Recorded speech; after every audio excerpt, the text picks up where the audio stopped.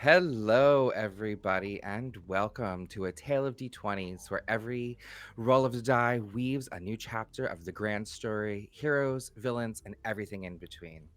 I am your host, Zandarik, your friendly wizard, enchanted to meet you here. And here in this magical corner of the multiverse, we summon stories, we conjure shadows, and we roll dice to summon adventures that bend reality in itself. But before we get into it, let me introduce our wonderful cast here. We have the ever talented GM Diana Mood leading us into the fray, and we'll dive into a deep world of magic, wonder, intrigue where we play Urban Shadows, and we'll get and this with this wonderful cast.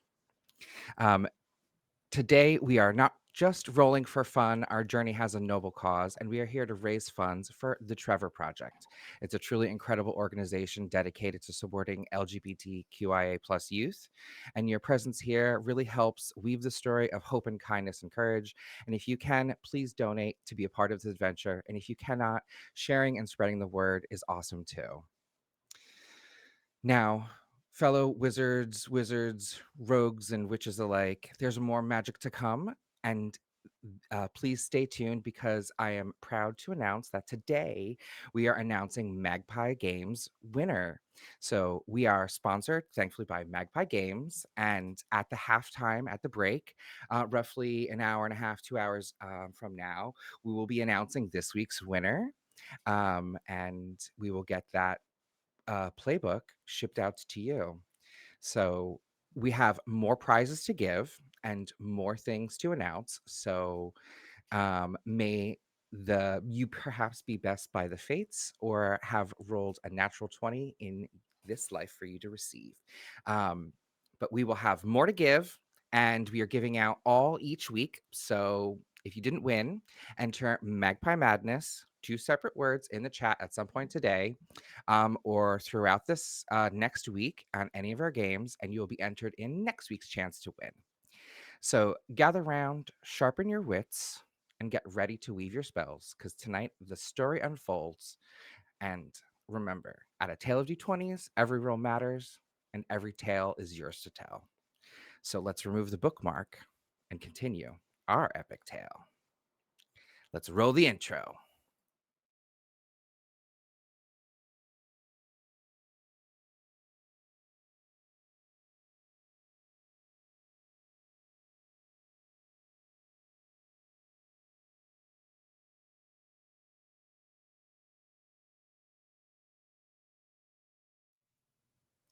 And we're back.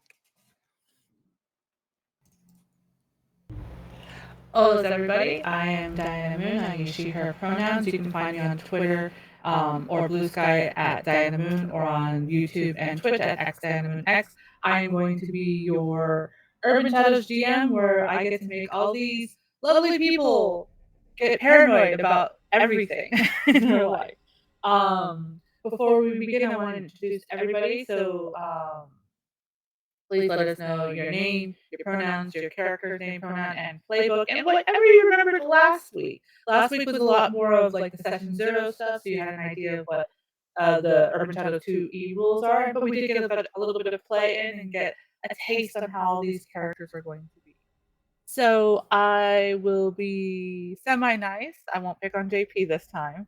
Instead, I'll pick on that interesting creature with a mask on their face. Hello. You may think the person behind this mask is Omar Burgos, aka Tailweaver, owner and founder of Atality 20s, but really, this is Jesus Pena, the Slayer. I track down demons where they walk, and all those unnatural beings, I kick them back to where they once came from. Pronouns for the Tailweaver, Omar? Any all. Mine, he, him. Last thing that I remember? Well, I remember heading to one of my friends, my ally Slayer's shop, checking in on him, and finding out that something had corrupted him, had attacked him. I found some magical residue from Gabriel, made a call, And then something even crazier was about to pop up. Excellent. Yes, even crazier, which we'll get into. Next I will ask who is Zeki today? Hello, everybody. It's Zektown, he, him pronouns, and I am playing Marc Bellemare, the seductive, emotional vampire. Uh, Super excited to be back in this role today.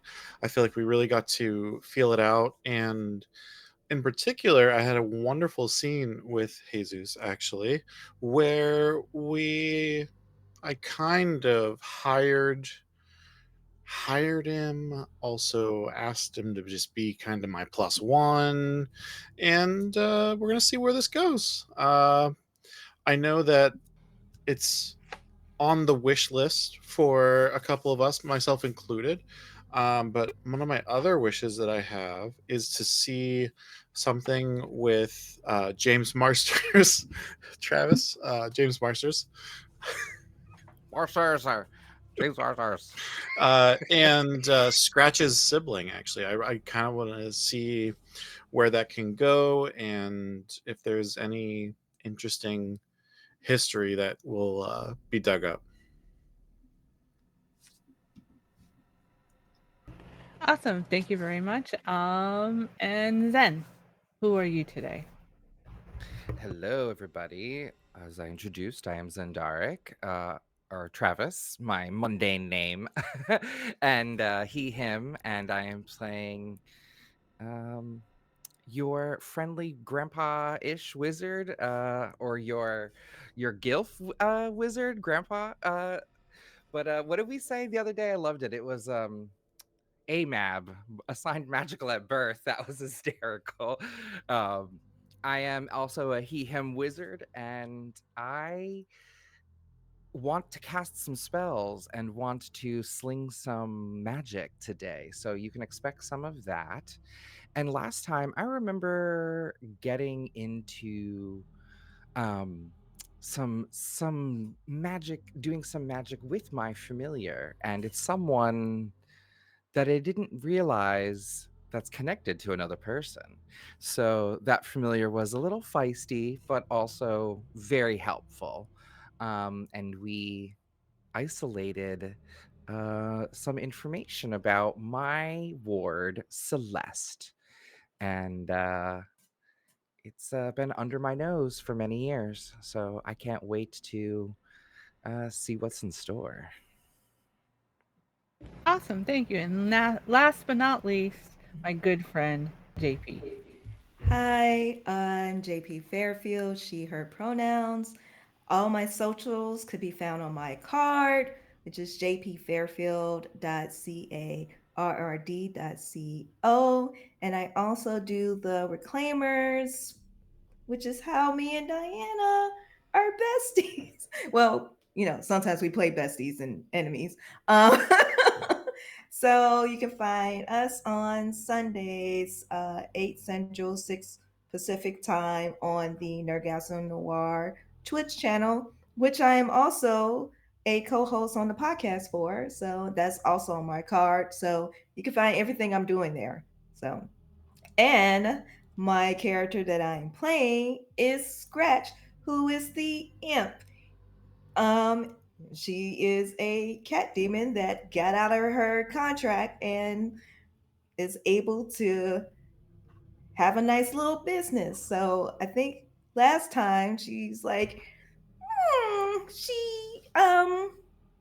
she got her a invitation, convince a nice wizard to be, to add a +2, so she is able to go. Um, and then she texts her wizard friend back because apparently he also got an invitation. So it's nice to go to an event with people you like. So, Excellent. Thank you. Who is that second plus, by the way? oh, So the second plus is my bodyguard Punch. Excellent. Yes, punch.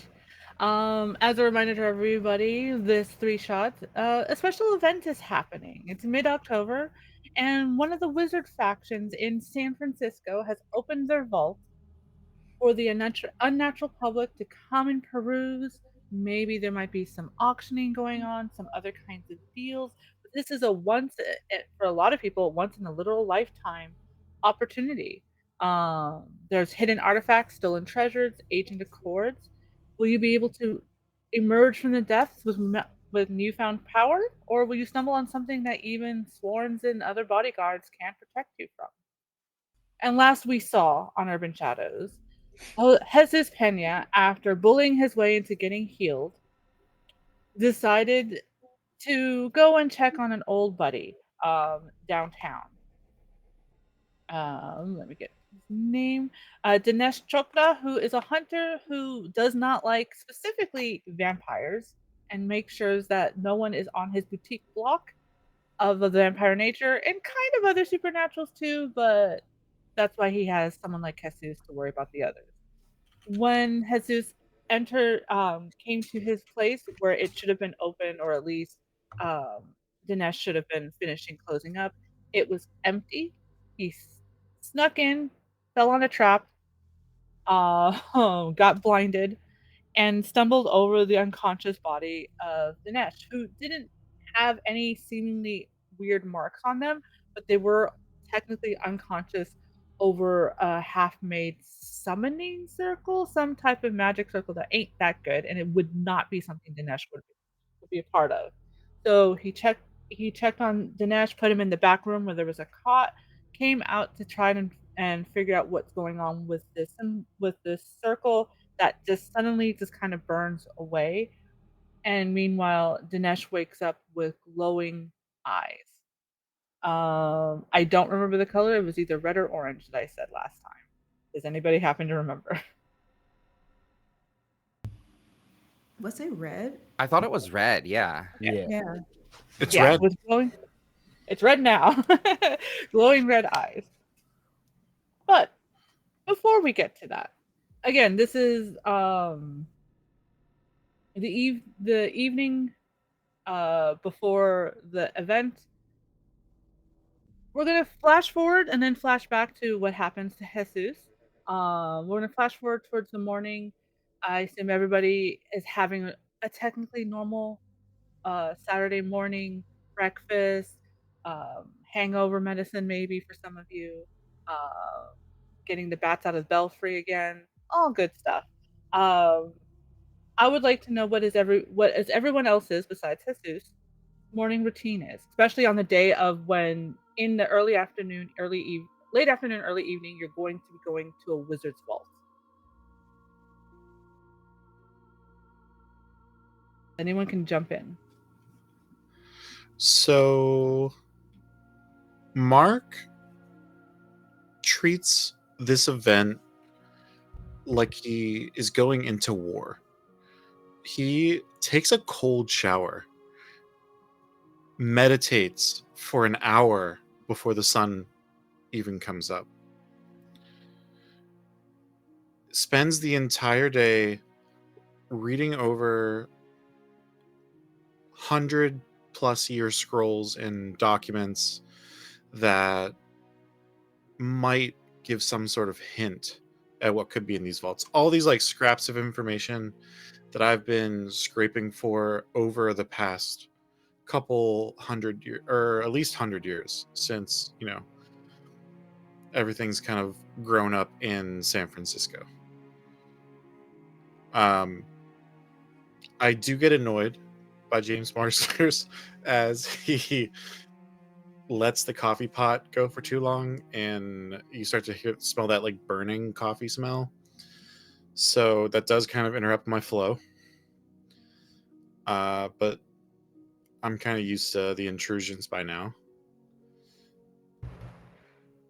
Darling, if you want to have a good morning, you need to have tea. You can't ruin hot water.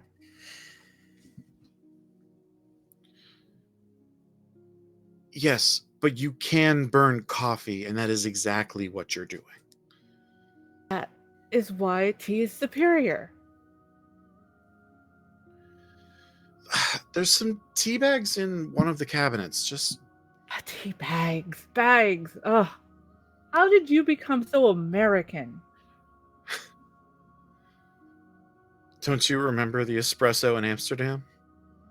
That that that is European. Superior coffee, not this. And we'll point to like the coffee pot stuff. It's called Death Wish. How much more vampiric do you want? And they shake their head. Are you sure this is what you want on this morning, though?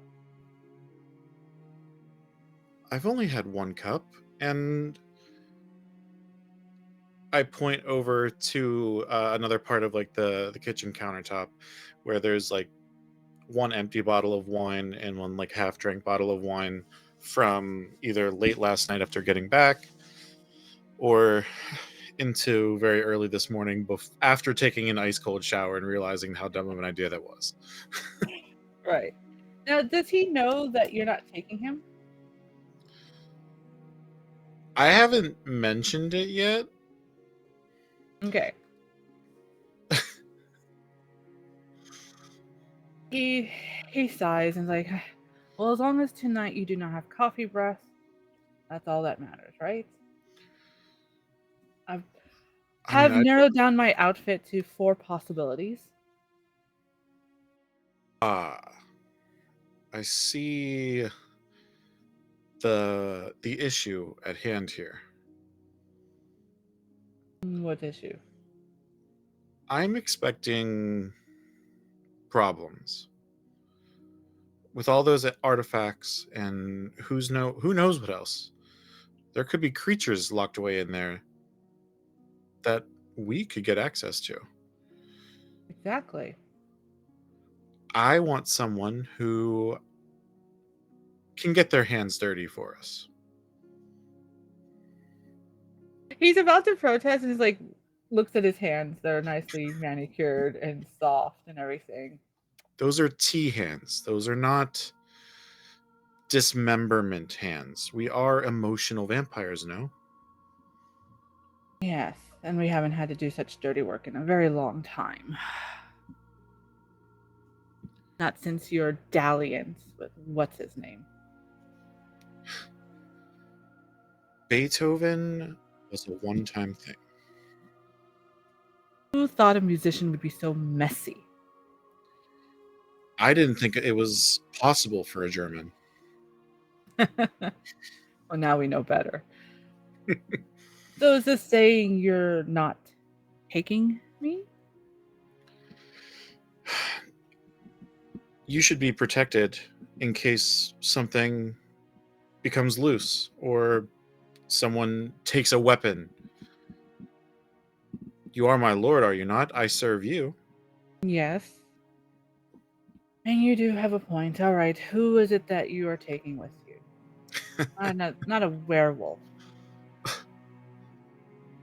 Come now, I drink coffee. I don't run with werewolves. Jesus, the young hunter I'm toying with. That crass fellow. Really. You might as well just take a raving dog. Well, you thought I would take a werewolf. This is better, no? Marginally. At least a werewolf you can seduce.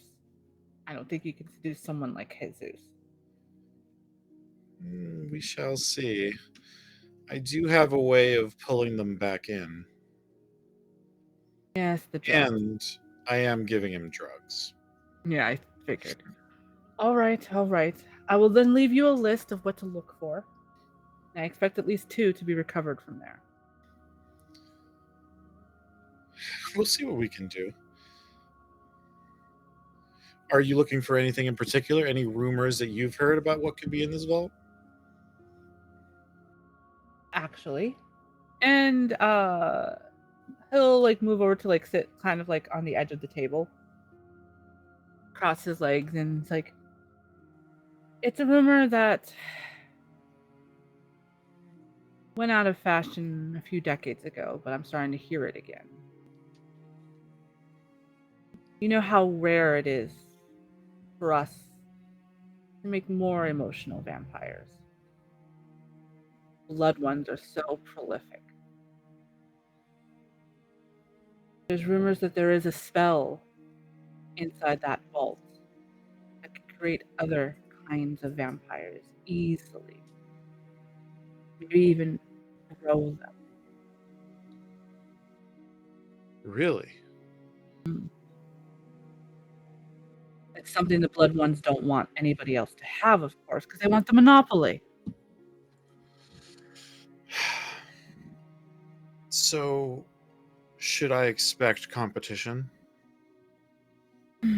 Possibly. What about Tan? Do you think they'll be there?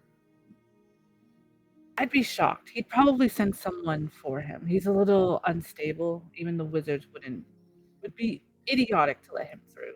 He could destroy so much. But On would want that. He has no way to make more of him. He doesn't even remember how he was made. Perfect. He owes me, so I'll have that over them. Might give me the edge. Yes. The other things are just paltry artifacts, something I had lost from an old lover. Oh? I'll give you the list. No other questions. Yes, my lord. Now, drink your burnt coffee. And he gives a smile as if he purposely burnt it. And I pour it into a cup as directed by my lord. Mhm. And he goes off to and starts mumbling about tea bags and how ridiculous that is and everything. And yeah, you have a little bit more information. You have a little bit more to get ready on. You have not heard from Jesus yet, but that's pretty typical. At least that means he hasn't hurt himself more, in theory, or In at least theory. not conscious enough to know that he's hurt. But yeah. What about the other two? What is your mornings like for this particular morning? Oh, you're on mute. You're muted.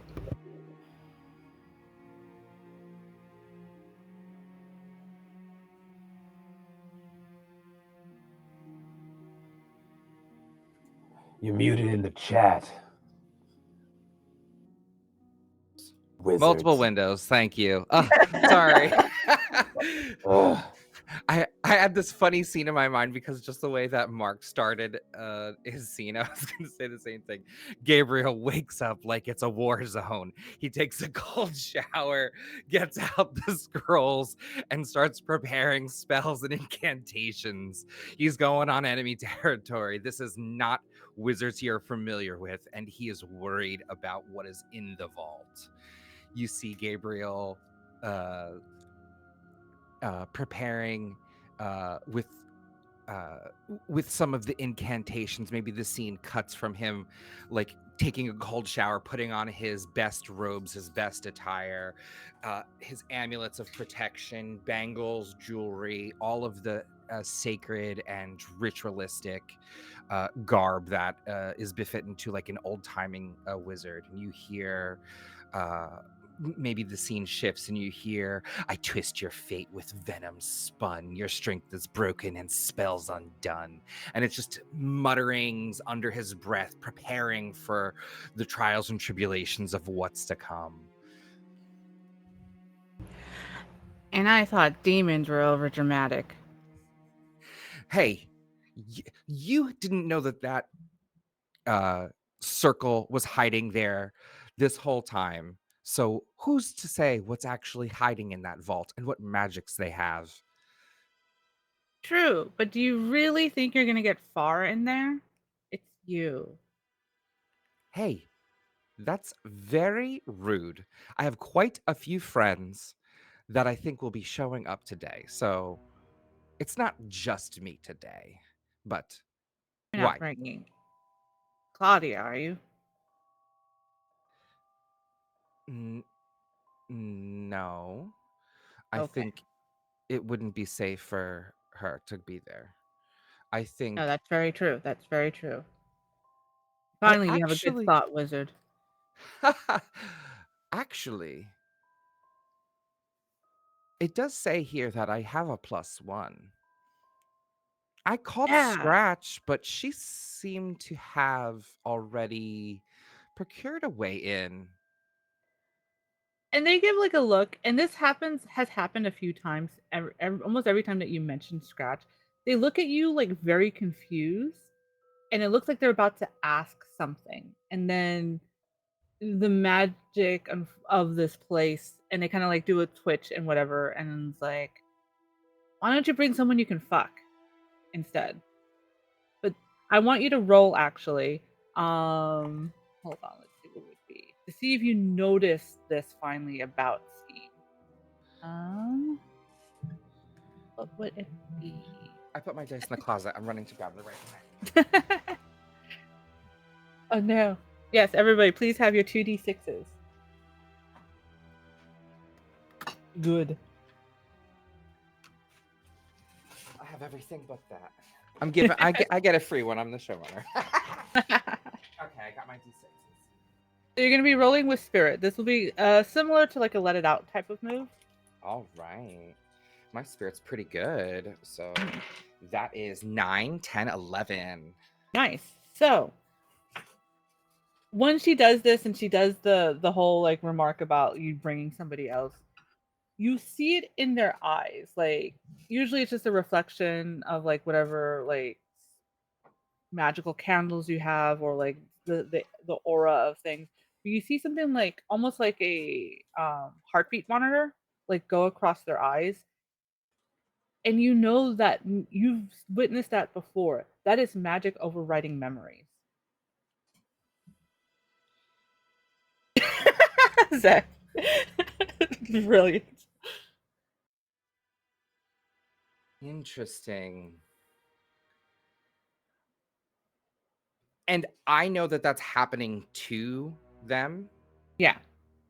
Like you this is the first time you've actually realized that that's happening to them, but you've seen that before with other wizards in your long life of doing that. Usually it's technically temporary, like it's the whole like you didn't see anything kind of. Okay, like a glamour for a minute. Okay.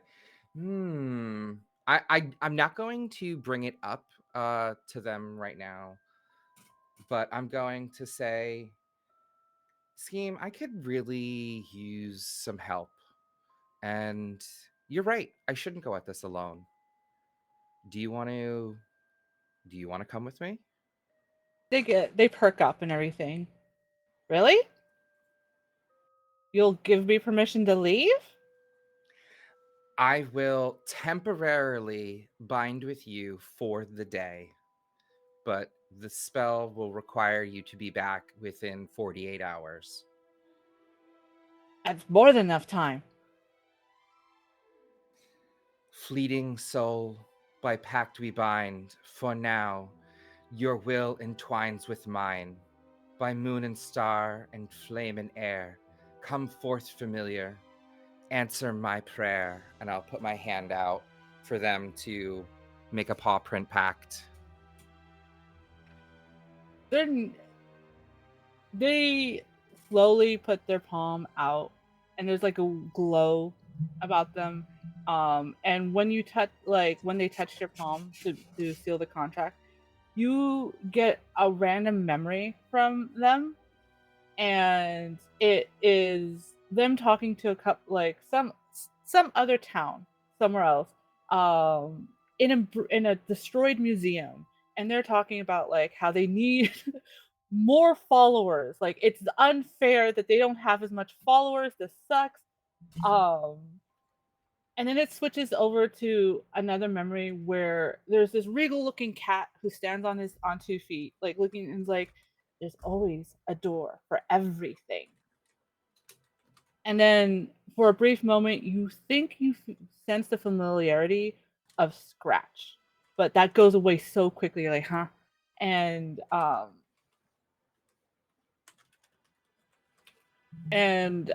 Scheme kind of pulls away. It's like, your contracts are pretty thorough. Couldn't find a loop in it. I mean, I am, after all, the master of this house. For Mm, now.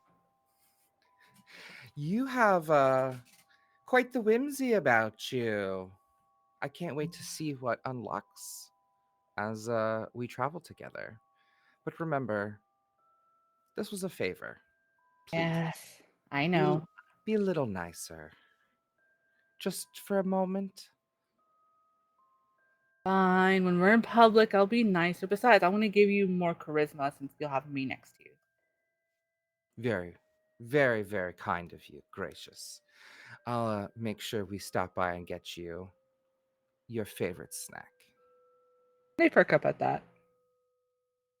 Um, and then I will continue to sort of prep and scheme my plans and maybe now run by some of the finer details with Scheme by my side and just sort of plan to like keep an eye out for this. If you notice that, it's worth getting. This is garbage, you know what I mean? Like this Yeah, is, ancient and should be forgotten, you know what I mean? Like so like really plot and plan, try and think of things that like, obviously you don't know what you don't know, but like try and plan exactly. for the inevitable. Yeah, and I do apologize. I said Claudia when I meant Celeste. Yeah, I figured My that's what you brain. meant. I was just like, "Hey." um, Dr. Claudio might come here, but yeah, but you meant Celeste. yeah. Yeah. It started with a C. Um, Yeah, yeah, yeah. yeah. So I will say with like the plan and prepare kind of thing. With regards to like looking for artifacts, you get. I'm gonna write a note that you have a +1 hold. Cool. So specifically for artifact at the wizard's place. But yeah, Celeste is very excited for you. Surprisingly, especially after you received the invitation with the piece of horn, doesn't seem jealous that they're not going. They seem like you thought like they would be. They were anxious about when since the rumors of this happening for the last week or so that they wanted to go and check, but they're like like they're very steadfast and like, cool, you're going. Oh, you're bringing the cat. Great, awesome. Even Almost better. to the point of like teenagers who are very happy to have their parents go away for the weekend, kind of feeling because they're gonna have a house party, maybe. Just remember, no one's allowed in my bedroom, and especially not downstairs. No one's coming. What are you talking about? You told me I can't have any Mm-hmm. friends, so I don't have any. Mm-hmm. Mm-hmm. Okay. I believe you. You just have fun, you know? You know what fun is? Uh I'm gonna hold up my Google phone app and I'm gonna point to the camera. And then Mhm. it's me in the camera pointing to the camera. Right. I have lots of fun and awesome new technology. She rolls her eyes Come on, and Scheme. mutters something under her breath that you can't hear. The audience will hear, good thing we can turn invisible. Like, Come on, but Scheme. yeah. Let's go. And Scheme does the only scene I know from Avatar Legends, the whole like I'm watching you thing that that boy does as he like flies away. That's what Scheme does. It's like ha. And yeah, now we will go to JP. So of course you see Scheme in her bedroom. She's stretching and turns over, snuggling her pillow. Punch comes in. He literally just picks her up and is walk and like carrying her downstairs. And you see like this spread of all like this food, baked goods, because apparently Punch likes to bake and cook. Um, and just kind of like drops her in a chair And she kind of just wake up and she's like, oh, my favorite. Oh my God. Oh, Punch, I'm so glad that you are a baker. And oh wait, can I have do you have my favorite vintage? And then Punch brings out a vintage wine that we conveniently got from one of our deals. Um, and like they sit down to eat breakfast. So like unlike the other, people, she is not preparing for war. She's preparing like it's a party. So she's like she has her breakfast. She sit there, look at her outfits. She's trying to see if her and Punch are gonna have matching. Are they gonna match, or are they just gonna be like, okay, it's gonna be cohesive but not too matchy. She's looking at her knives and poisons. Okay, what matches, you know, like if I wear topaz color, like should I get the topaz poison or should I just get like a complementary color? So everything down to her weapons, like poisons and everything has to be, you know, um, it has to be a vibe. Um, and she pretty much goes shopping with Punch and they get outfits and more weapons, and they come back and she starts writing a list of potential artifacts that she wants to get, particularly the one that she promised someone that she already had. And she's like, if it's there, then we're just gonna that's the first thing we need to grab, Punch, because I don't think I can, delay them any longer. They keep asking about it, and I keep saying, no, I have to, clean it up, or I'm running out of excuses to tell them. But hopefully it's in the vault and we can get it out real easy. I mean, you're pretty strong, so maybe you can like just grab it and run. So I can do that, but I also want to make sure you get safe. I am strong, but these are wizards. that is true. I wonder if there's some. Maybe I can make a deal with some non-wizardry humans and figure out a way to like get out of there quickly. Maybe there'll be some nice Fae patrons going. Is You your know, favorite Fae going? I don't know. I didn't really ask them. I was too busy trying to prepare. Um, Maybe I should go see if they're going. That would be one more person who could get me out of there. Exactly, since they've always been your favorite client. They are so much gold, so much money. Uh, but I'll yeah, I'll drop you off to their establishment, and then I'll go pick up the last of our accessories. yes, make sure that you get the light purple, not the dark purple. I know it doesn't matter, but I do. It complements your fur a little bit better when you go into, I don't know what mode you call it, but I'll just say beast mode. Let's call it beast mode. Yeah, we'll call it that. All right, sounds good, boss. It wears me out when you say that when we're by ourselves.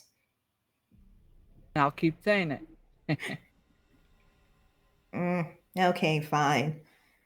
I know when I know when to leave a losing battle. And they smirk at that, like one of the few times you know that, like thankfully. But yeah, you finish off your morning, and he does drop you off. I think Nix the fawn has a basically has their establishment is a spa, like a very nice little spa in the heart of Castro and everything. So nobody would suspect like a very like colorful, very queer, pretentious white person in the Castro district and everything, and having like all the faux magic and all that.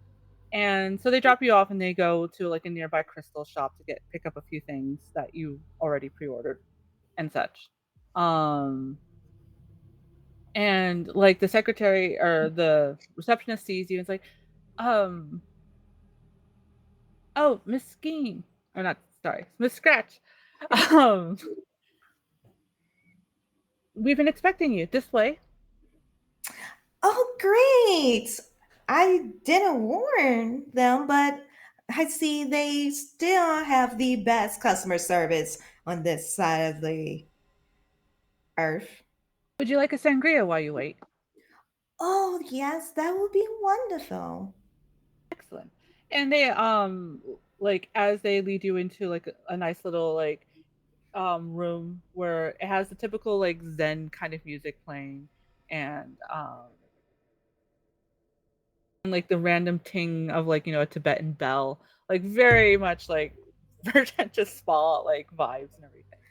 Like And you then see Scratch pull out her phone and she's like doing a live, just like with her sangria, and just like, and this is, just showing around like she had done this before to help mhm, Nyx. So, excellent, yeah. And it's only like a minute or two where they're wearing on anybody else it would look like a clash of colors and textures, like but it's basically like a rainbow unicorn vomited on them. With their hair up, they're very lithe, um, very ambiguous in their gender and everything, and very tall. They're like 6'5", you know. They come in and they're like, "You came. I knew you would come. Well, I didn't know. The oracle said you would come, so I'm glad you are here and on time. How is the sangria?" oh, it's very delicious. Good, good. There's an essence of well, I shouldn't say. Usually people get a little freaked out when I say what the essence is of. But I it should keep mean, you very energetic for the day. oh, well, that is very needed. Thank you. Hmm. Are you ready for tonight? Well, I guess, did the Oracle tell you about that too? Oh, the oracle told me a great many things, and I'm willing to spin it positively because I believe in you. Even when you have terrible situations, you get out of them. And I'm sure you will get out of this terrible situation with what I want. Huh. Well, I guess I don't really have to explain anything. No, I don't think so. I just want to make sure you know you have backup plans, right? When everything goes tits up. Of course, I always have backup plans. And then sometimes the plan is no plan and just smash and grab. Mm, mm. Okay. What about your sister, though? My sister. Yes, the oracle was very adamant about it. My sister is probably with mother, probably doing sword and trainings and being warriors and all that. And oh, I have to do my wrestling match because that's what's so popular. Whatever. And they think about it, it's like, huh, the oracle didn't mention anything about wrestling, but okay. I I have many siblings back in my court, and as much as I hate all of them and would not shed a tear if they died, but if someone took them, I'd be pissed. Well, I mean, Scheme has always kind of been the favorite of mother because she's more the warrior type. So as long as she brings back other warriors or, make contracts in terms of a fight to the death, and I use air quotes because people's idea of death could be different. It could be defeat, it could be embarrassment. So Scheme is pretty much good at that. Like, her latest thing is the wrestling. So I tried to kind of disrupt that before, but I gave up after a while. I found my niche. and you're very good at your niche. Speaking of, and they bring out like an old scroll and with it has like a moving vine on it, and they pass it over to you. Don't open it right now. We are in mundane space after all. Oh, But when you get home, open it before, and that's what I want you to look for. I will be at the Wizard's Vault, but I have to play, nice and just almost like an alternative host for them because those wizards, they don't know how to throw a proper party and be nice to people. yeah, they're so busy reading books and scrolls and libraries. Exactly. They don't know how to read people very well and they get very awkward. So I'm stepping in with the promise that I would not attempt to procure anything directly. Of course. So that's why you will. It is dangerous, but you're bringing your punch with you, right? Of course. Punch will be happy to, do the more physical part of the job. Good, good, good. And you can revive him, right? Oh, yeah. I mean, at this point, he could probably revive himself. Okay, good. I just worry with between your sister and Punch dying, whether or not those have you get the job done or not. No, no, JP's webcam froze perfectly. Oh, that wasn't on purpose. Oh That no. wasn't theatrical. I mean, it's probably both. It looks like she dropped out. So I'm going to take this moment to thank one of our viewers. Thank you, Caloran, for the $155 donation to the Trevor Project. Thank you so much. That is a humongous amount and really, really much appreciated. So um, thank you. Thank you. So maybe, Diana, the next non-mundane NPC, let's name Caloran. Oh, easy, yeah. Caloran. Let me put that, otherwise I'll forget the name. Awesome. It might take a JP a minute or two. To jump back, yeah. So when she comes back, we'll confirm that she at least heard what was said. But I was planning to cut that scene there dramatically. Oh, there they are. Welcome back. It was such I dramatic. hopefully.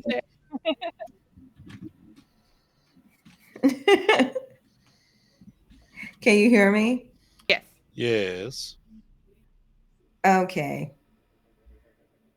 Freaking internet provider.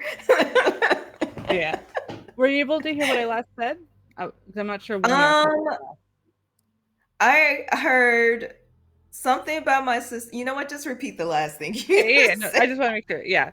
So they're like, Yeah. I just want to make sure that you won't be distracted when you have the choice between your sister and Punch dying. So you just look at the item what? and procure. Yes. So you can revive him, so there shouldn't be a distraction or a decision between the two of them. My sister is going to be there? Why I mentioned her. Why would she even go there? This is not her scene. The Oracle doesn't give that much information, frustrating. I had to be a little forceful to get that extra bit. I mean, Oracles, they can be all random words and call it a prediction. Huh. This is usually not her scene. I mean, is there going to be like a super villain who's like. It's a wizard's vault. I know, but like there's particular ones on social media that she goes against. There might possibly be. I mean, there has been that awful little man that runs around in a mask. Oh, yeah.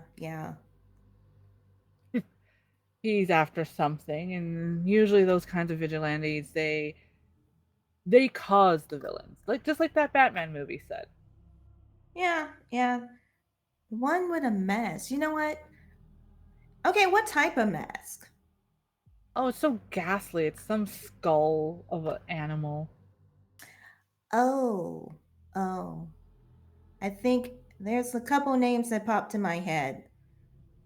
Yes, they've been quite a nuisance. And luckily, it doesn't directly deal with my work.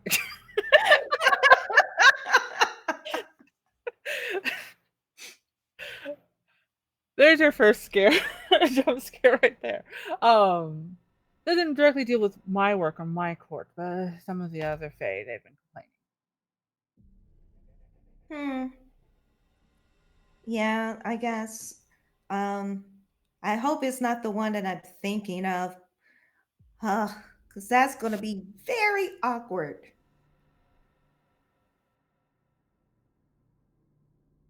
Well, let's hope. Hmm.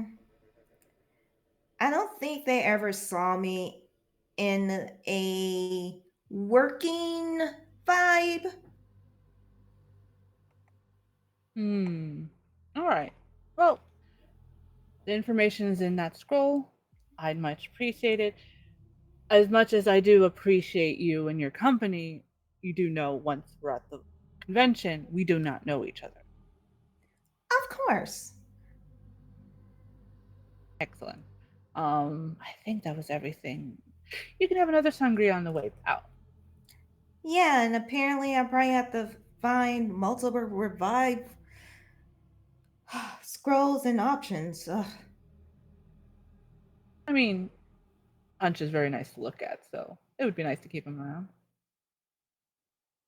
Yeah, but I'm just surprised my sister's gonna show up. Uh, but That's thank why I you for wanted the. to make sure, yes, for you to know. I figured the odds are better in our favor if, you know, you know. All right, I do know a wizard, so maybe if I can have two people that can revive. Great. Yeah, because I can pretty much probably trick her into helping us. And they're just like, not like, sure, yeah, I trust you. You're good at that. You either trick or bully. Why I like you. Oh, you say such nice things. Mhm. And they just give like a bow with a flourish and everything, and they head on out.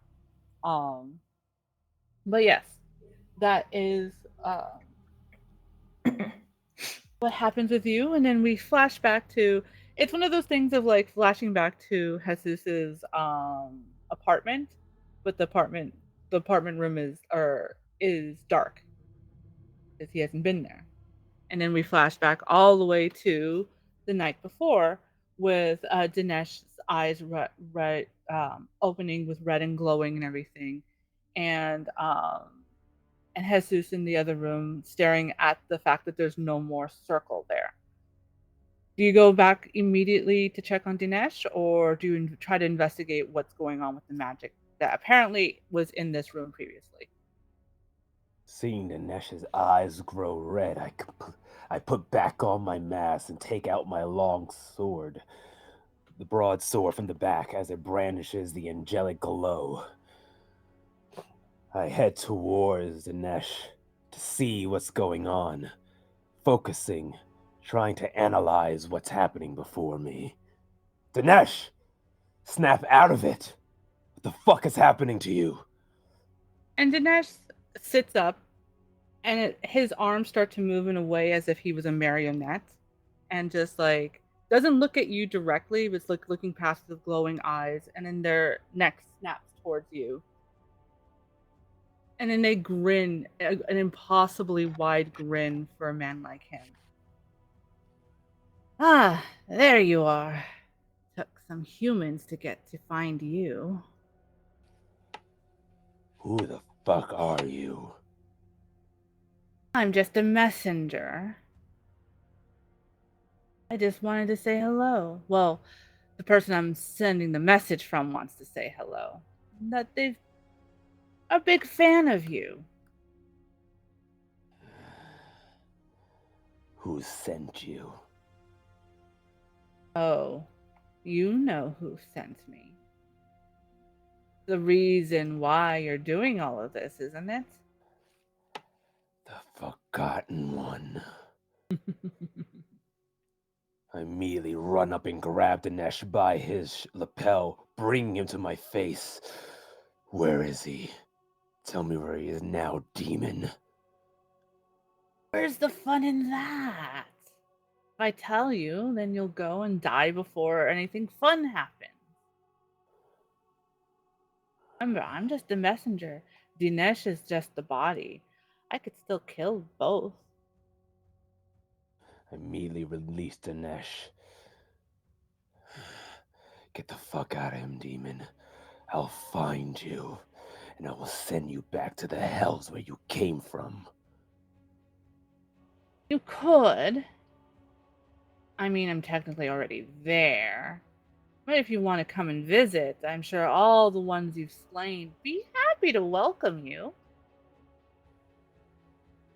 But we wanted to give you a gift. You see, the Forgotten One thinks you're not strong enough to fight him, and he doesn't like easy fights. I mean, you were a child, right? That's why you survived. There was no honor in killing a helpless child, but you're still technically a child. You're only, what, 20? That's nothing. So he wants 26. to give you a gift. And you hear the sound.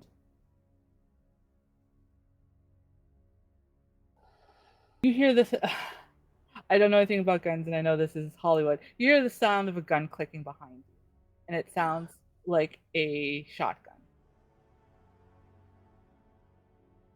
Slowly turn around. Or if there's anything reflective, I'll try to look back without making any sudden movements.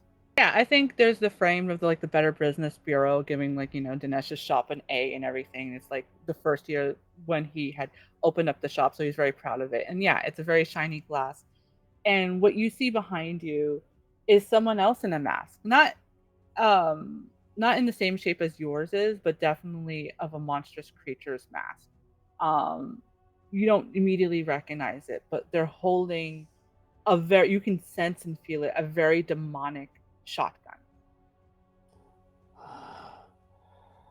Before I make any other movements, I would like to use my watch them closely. Ooh, yes. So when I closely observe a supernatural person or creature, either this demon in front of me or the one behind me, I roll with blood. So I'll do that first. Now, are you rolling it for the demon or for this new creature? This new creature.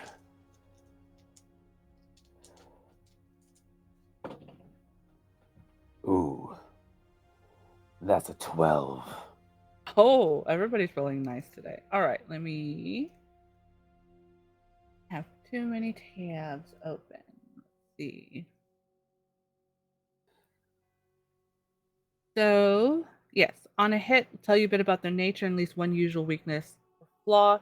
You get a +1 ongoing with them. On a 10 plus, you can ask a follow-up question, and I need to answer honestly. So, they, how do I?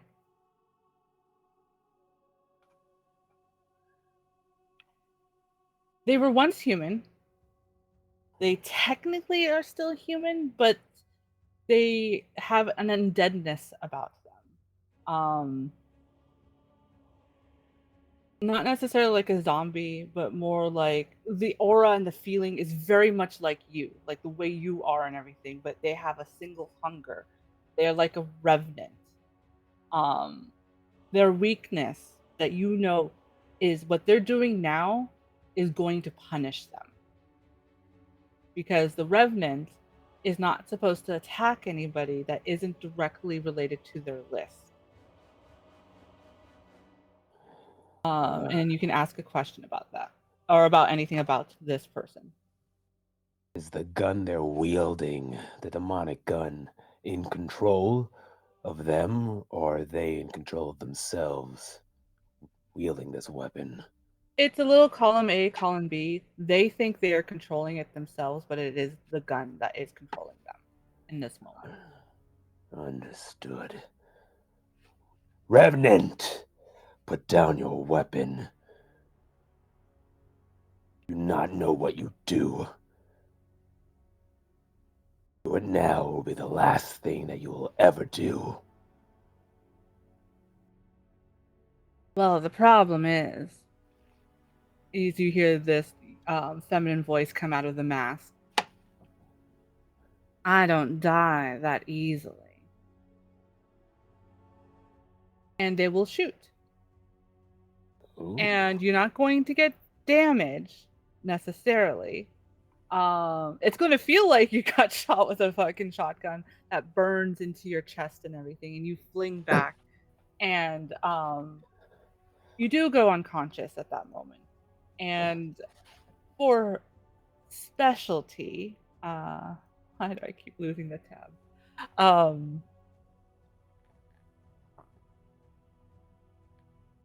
You are technically grown a little bit more powerful. At the disadvantage, and I'll leave this as a choice to you. It could be of two things that happen. You can gain a new hunter move if you'd like, or a new status move. So that would be for. Let me double check. I missed. No, not a new status move. A new stat move. So what, like blood, heart, mind, spirit. But you will technically have to take a narrative scar. I won't, because otherwise it kind of negates it. Or you can take a new corruption move, but every time you mark corruption, you'll have to mark it twice instead of once. Ooh. I'll take a corruption move. Okay, you get a second corruption move. And just make a note somewhere that you now take corruption at twice the speed. Understood. Do you want to know which one I take, or should I keep that a secret? Ooh, both are good. Actually, just in case it doesn't come up, I would like for us to know, so then that way we'd be like, ooh.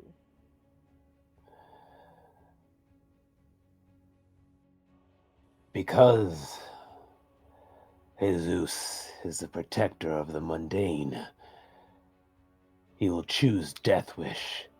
If someone's about to suffer harm, I mark another corruption and suffer instead, as his soul can easily be slipped into the darkness from which he tries to protect others from. Excellent. Love it. When you wake up, you are no longer in Dinesh's office in his store. When you wake up, you find yourself at the hospital. Is my mask still on, or was it taken off? Let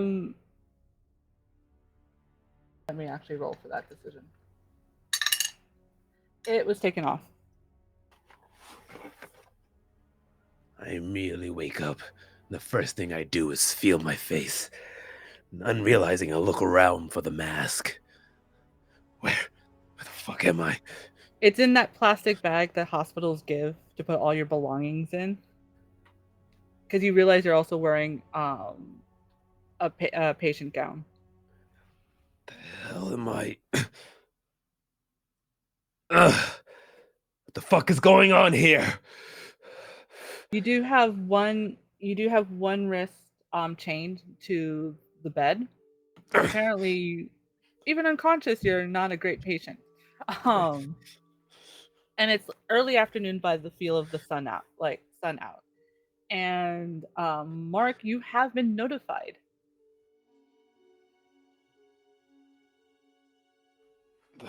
What the hell? Hello? Get me the fuck out of here! Hello?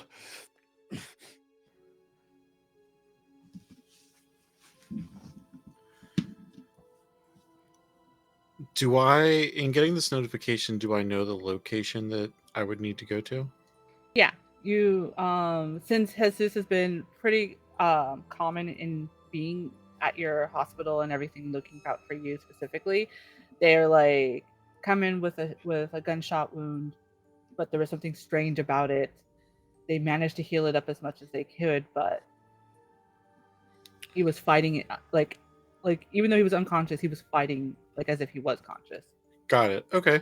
Um, i- is James still around in the apartment, or did he like He's go still off? around. He's been making like little like snide comments, like Of helpful course. comments about like the outfit you're going to wear and all, you know. I put on my outfit and I grab a beeper that is going off, seeing this notification, and I look over to James. Keep your suit out. I might need someone after all. I have to go take care of this. And I go to the hospital right around the corner to see what this silly hunter got themselves into. Yeah, the nurse that's on call and everything states that he was dumped in front of like the ER entrance like a few hours ago. And that they didn't want to contact you until they thought he was sedated enough, and then he immediately woke up. Thank you for taking your care with this patient. It's greatly appreciated, and I will take it from here. They nod and like good luck, doctor. I'll need it. And I go in.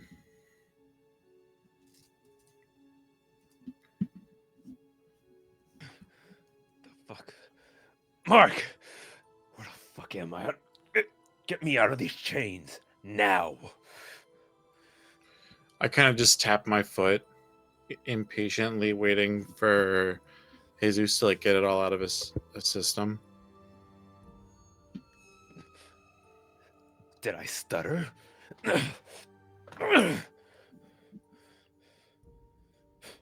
You know, when you get caught doing shit like this and they find bottles of pills from this hospital with your name not on them, it starts to look a little funny. What are you doing here? And how did this happen? The fuck should I know? Well, what's the last thing you remember? Dinesh's shop. Something demonic was inside. The Forgotten One got to him. Or Oh, at least good. That guy something hates that he vamps. sent. Fuck you. Anyway, a revenant, I think a dead slayer, shot me with some type of demonic shotgun, and I ended up here. I don't even know how the fuck I'm still alive.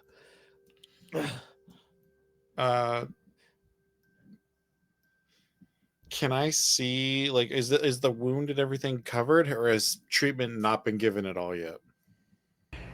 Treatment has been given, so there is like a bandage around his chest and everything, but Okay.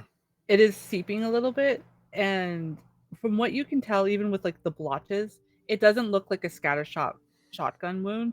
It looks like it's a pattern. Hmm.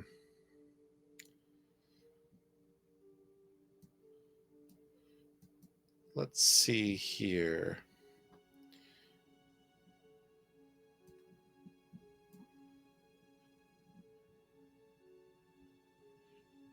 Can I? I'm trying to like think of like a move that would work to try to identify this. You could use Let It Out to extend your vampiric senses. You can technically feed to try to learn a secret also Oh. that would connect to it.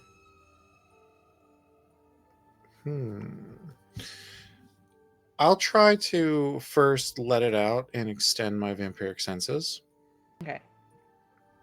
That's rolling with spirit.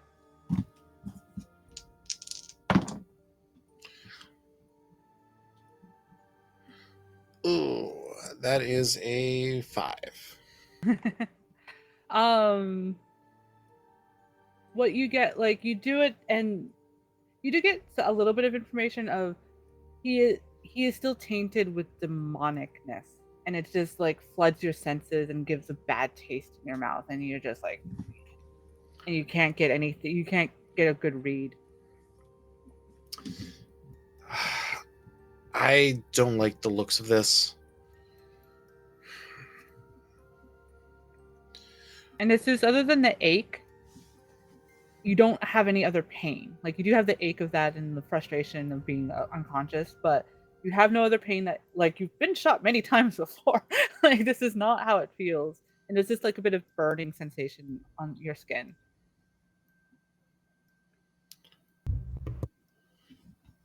You're muted. Well, what do you see, Mark? What the fuck is this?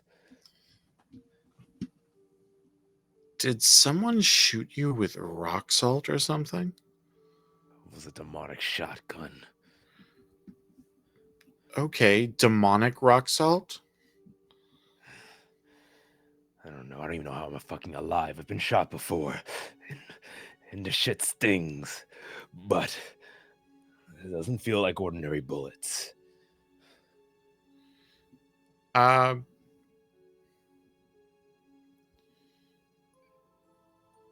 going to use an intimacy move and look at the tray next to where he is strapped in and grab some tweezers and maybe a scalpel and attempt to get very close, up and personal, peeling back the bandage and trying to pull pieces of shot or feel around for pieces of shot. As you do that, my hand grabs on top of yours and then slowly starts to let go. How about you keep talking while I do this? It'll keep your mind off the pain. Tell me a secret. Secret. I fucking hate the undead. Demons. I said a secret, not something that I can read from your wardrobe.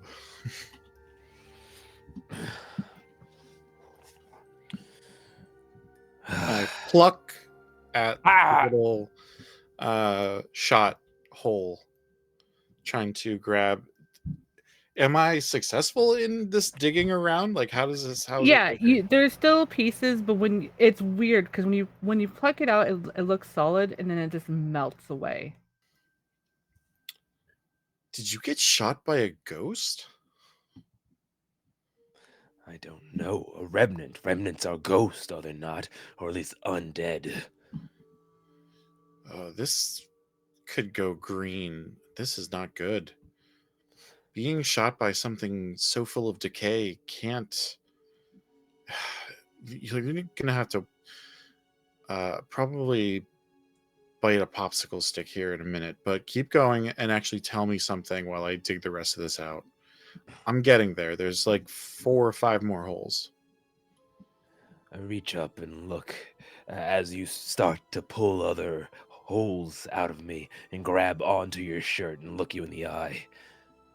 And for a moment, the scowl becomes softer. Thank you, Mark. I honestly don't know what I would do without you. Probably walk around with more bullets inside of you. And I would like to use that as an intimacy move and say, tell me,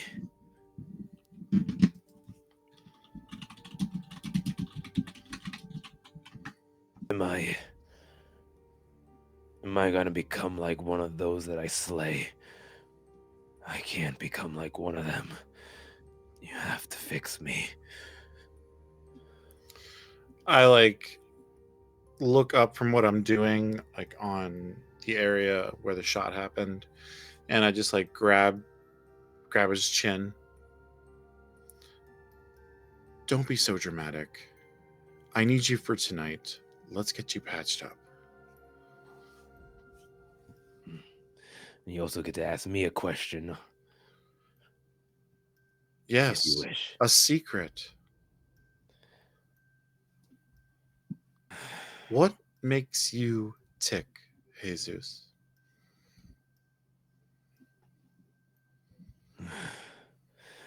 I don't think I ever told anyone this. The reason why I slay, the real reason why I'm after the Forgotten One, is because I saw him rip the only ones I love right in front of my eyes. And that scares me. He scares me. And I can't show fear. Not in this line of work, Mark.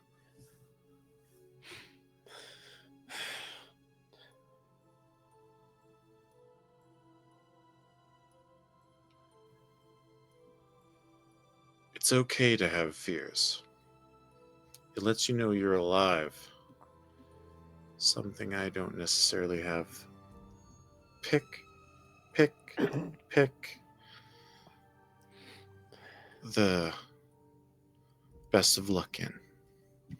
And I take some like rubbing alcohol, swab it, and just start like dabbing all of the little holes that have now been cleared of ghostly shot. And once it's all cleared and everything, you can see. Um, Again, it doesn't look like what should be a buckshot pattern. Mm-hmm. What it is, it's a mark, and it's a very simplified like flower pattern.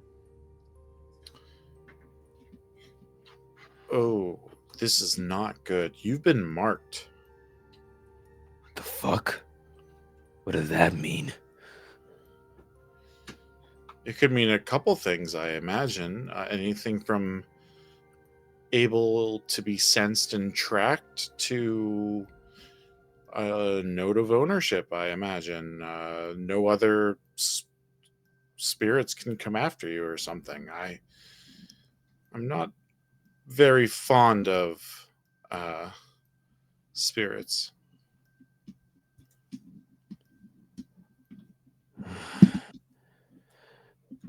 Don't. You're a vampire. Do what you must. Get rid of it. You already taste so bad sometimes. What do you know about how I taste? uh, you're a very dramatic person, Jesus. It's not difficult to just get sips here and there. Can I use my eternal hunger to have my prey not suffer any harm? Yeah, you just have to make sure you hit. Okay, I will try to feed on Jesus's swirling cocktail of pain.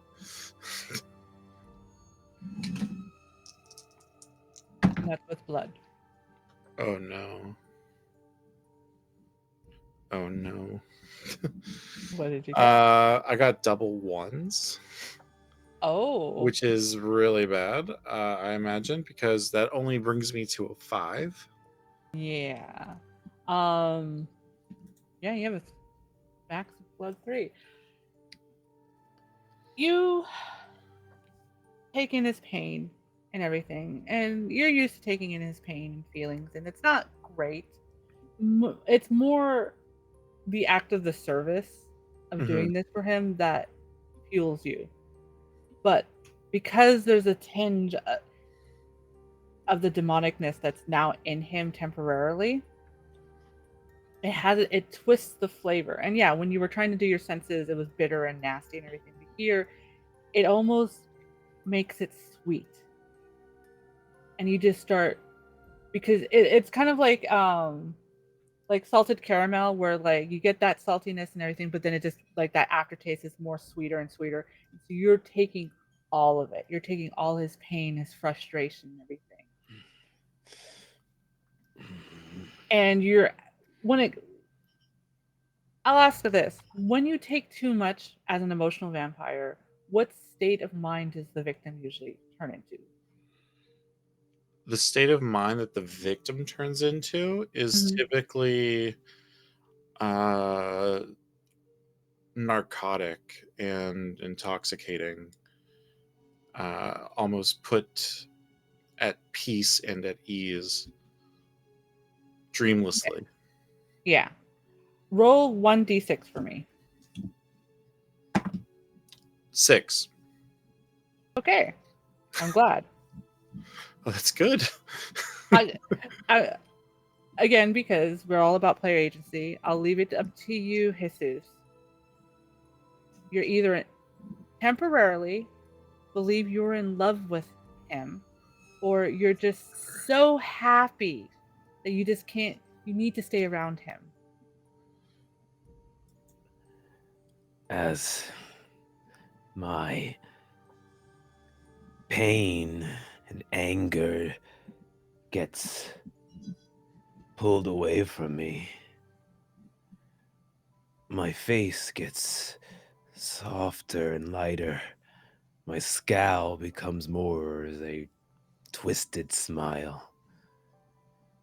I pull up, rising from the bed, getting right into the face of Mark, my breath hitting his neck as I open my eyes and stare at him directly, almost touching nose to nose. Mark, can you get this off of me?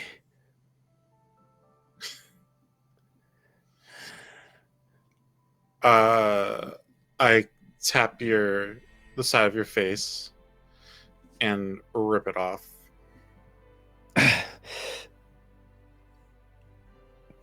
Thanks. You know, I know you asked for a secret before. Yeah, people know me to hate vampires. But you're probably one of the best friends I've had.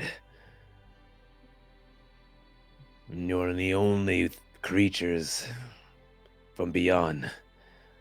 I don't mind staying in our world. Thank you.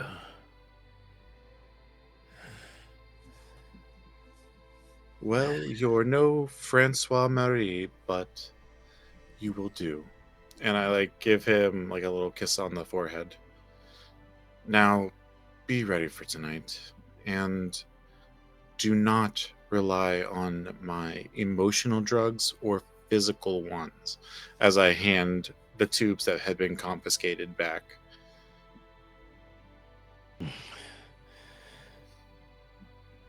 Thanks. And how long does this stupor last? With something as bad as that, probably at least the day. Maybe into tomorrow. Tonight should be fun. Well, if I'm going with you, I bet it will be. Just remember that I didn't bring James here because I figured I might need some help acquiring objects. We have a job to do, as much fun as we're going to have.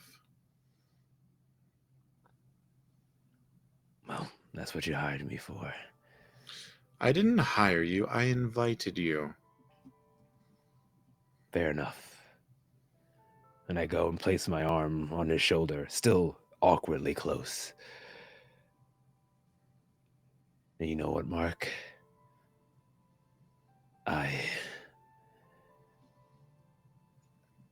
I just immediately just push you away as the feeling begins to push away. Don't fucking feed on me again. Where's my mask? I'll be here whenever you need me. I have to check on Dinesh. Look back one last time and storm out of the hospital. It's You just in storm- your gown. You're not even dressed. You grab your bag of stuff and just walk off bare ass naked out. Just the your back gown. all out, ass hanging Yeah. out. Just, but wearing the mask, like importantly, just But- making sure the mask is Let off. the mask back on. I need to get out of here. Excellent. Yeah. Dinesh has no memories of what happened. He just feels very weak and he's taking a day or two off. So you do find out that that information has used that at least he seems okay. Is he also in the hospital? Yeah. Okay. That's the problem with masks and headsets. Yeah. Yeah. And the rest of the day goes as everybody's in theory plans. We get like the movie montage of everybody getting dressed and everything. I don't know why, but the montage that happens in Tu Wong Fu with that particular song playing, like just like very dramatic, like confidence is kind of what's going through my head. Everybody's getting ready. I presume based on the fact that Scratch and Gabriel had texted that they were planning to meet up. And so they will be arriving together-ish at Potrero Hill. Everything for the mundanes, they just think like, oh, some rich techie took over, this public area. Grr, we want to go up there and everything. But it's all like, all very fancy. They have the Hollywood spotlights in the air and everything. So, there's some mundanes trying to take pictures and such. And it's a sense that you all will feel that like as you arrive there is glamour happening, so that these mundanes who are trying to look like, they'll see you and they'll think like, oh, you're some celebrity that I just can't think the name of. And even if they take a picture, it's all going to be blurry to give that sense of like, okay, like you don't have to worry about hiding and skulking through, because the wizards, they're all about showmanship. They may not know how to talk to people, but they know how to show off. I'm sure Gabriel knows that very well and such. And yeah, there's a lot of people that that's from the city, from the Bay Area. All sorts of supernatural creatures are showing up to this event.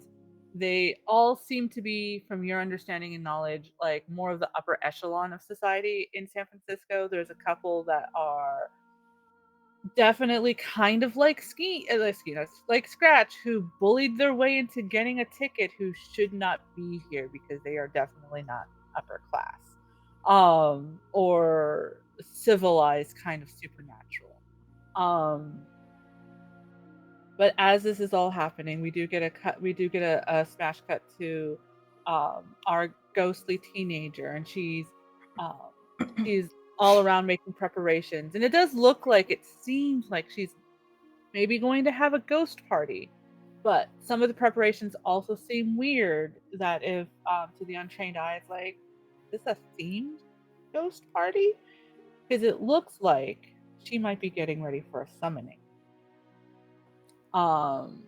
As that is happening, we do have Scheme pretending to be a stole on Gabriel, all fancy and shiny and everything. This is the most you've seen Scheme chattering at you that isn't just insulting you. They're talking about like all different kinds of like possible items that can be in there and everything. And clearly they're going to be the only awesome cat that's going to be there, and and such. Scratch, it's very easy for you to get the ticket from the wizard that you bullied and pretty much ignore him. It's just you and Punch all beautifully dressed and everything as you're coming in. And inside the vault, inside this grand scheme, like it's basically like the way Telegraph Hill is just the long, tall monument that someone can walk up and then see all of San Francisco around. It like as you get past a certain distance, going up the hill, it basically folds out into this huge old-fashioned mansion. Um, that seemingly it's never been there before. You've never felt anything. Like it's probably like one of those things of liminal spaces, like this is only here for tonight kind of situation. As you all are coming up and everything. And inside there's a bunch of wizards there's like two wizard factions that are one is the Technomancer faction, trying to get all they're the ones that are responsible for Bitcoin and NFTs, mind you. um they yeah. So they're trying to do well, we like it's technically the reason why Scratch had to put blood onto the ticket and everything is because they're using like techno DNA sampling to ensure that nobody who's not on the ticket can come in. And they're getting that already. And there's a couple of wizards and there's like, petty squabbles happening, but like, no, we shouldn't show this off. That's an antique, or like we don't want Odin pissed off with us again. Someone is muttering. We don't want the crow to come back. Please put that away. Um, which is a hint to an old Urban Shadows game that Phil might remember. Uh, so little things like that. And then, unbeknownst to majority of the wizards that are running back and forth and other non-wizards who are helping them, in the foyer, there is a um, there is a vase of flowers, and they are of the California state flower, which is golden poppies and everything. And they seem to shimmer, and in the middle seems to be like a blood red rose. And instead of the stem being nice and thorny, it curls like a certain horn as something managed to get in, and there's a flicker of all the wards and everything. But the techno wizard is like, it happens. You know how it is. Um, and manifesting um right outside the entrance is this very foggish, ghostly kind of creature that a lot of people will know that is Carl. And he like sighs and he looks around and he's like, I better warn the spirits. There's going to be another explosion. As he like shifts out and causes like this ethereal fog to now, like as you guys are coming up and seeing this this castle being enhanced in fog, like you're on Silent Hill now. And with that is where we're going to take our break. Ooh. Ooh. Oh, also, do I know? I know Nyx gave me a scroll, so do I know the name of the item? Yes, which we'll get after the break. Ooh, Cool. ooh, ooh. So stay tuned. We will get back into that. And remember, everyone, we're going to jump to break, take about 10-15 minute break, and we will come back and announce the winner of this week's giveaway. If you are not entered, we are giving away more prizes next Friday. So if you did not win today, you have a chance to win next week. So type Magpie Madness, two separate words in the chat, just once, please, today or all next week, and you'll get a chance to win. So stay tuned to see who our winner is, and also get a chance to be entered in yourself. And once again, thank you so much, Caloran, for that wonderful donation. It is much appreciated going to such a great cause. And 21st Century Fool, thanks for the follow. So with that, we'll see you in a bit. Bye, everyone.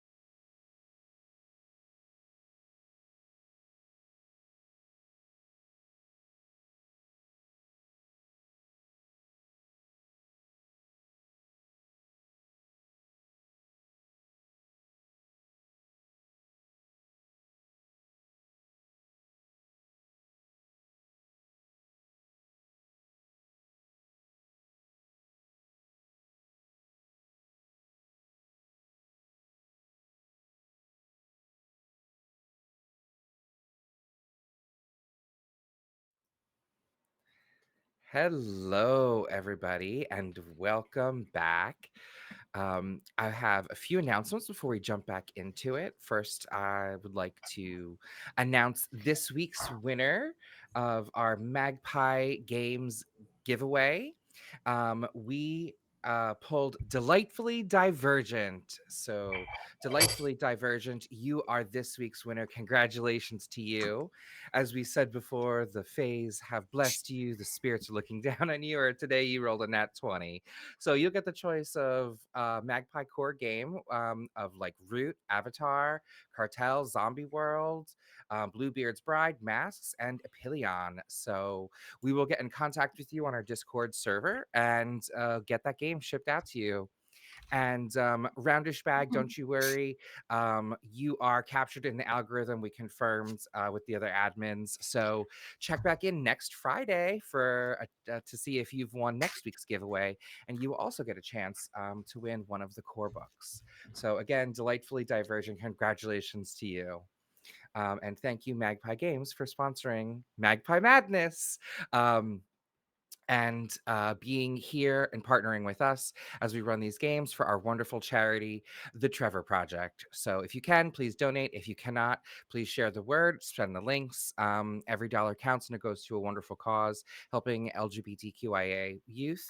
And it's something that we're all very passionate for. So give if you can, share if you can't, and I will pass it back over to you, Diana, for maybe a quick recap in case we have some new viewers and to uh, run us back. Yeah, welcome back to the second half of the second episode of a three-part series of Urban Shadows. I apologize if you hear the ambulance in the background. Um, so what happened in the first half was everybody's morning of routine for now for the Wizards Vault event, WizCon as I like to call it. Um, we got to see the vampire tell his vampire lord that no, you're not invited. Sorry. Uh, and luckily that went well enough, despite the fact that they only have tea bags and not proper tea to sate their Lord Vampire, who is James Marsters by actuality, not looks like, but is actually James Marsters. Just so we're all clear about that. JP did a whole shopping spree, or JP's character, I mean, Scratch, the whole shopping spree with their bodyguard Punch, where they were getting all like going to look exactly like each other, opposites like each other, and then then went to visit their favorite customer, a Fae, whose name is hold on, just went out of my head. Nyx. Nyx, who is very flamboyant, runs a spa in the Castro, had apparently talked to an oracle that gave him, as oracles do, not great news, and wanted to make sure that Scratch knew about it so that they could still get what they want, which was happens to be a scroll item. Well, the information is in a scroll, which we'll get to in a moment.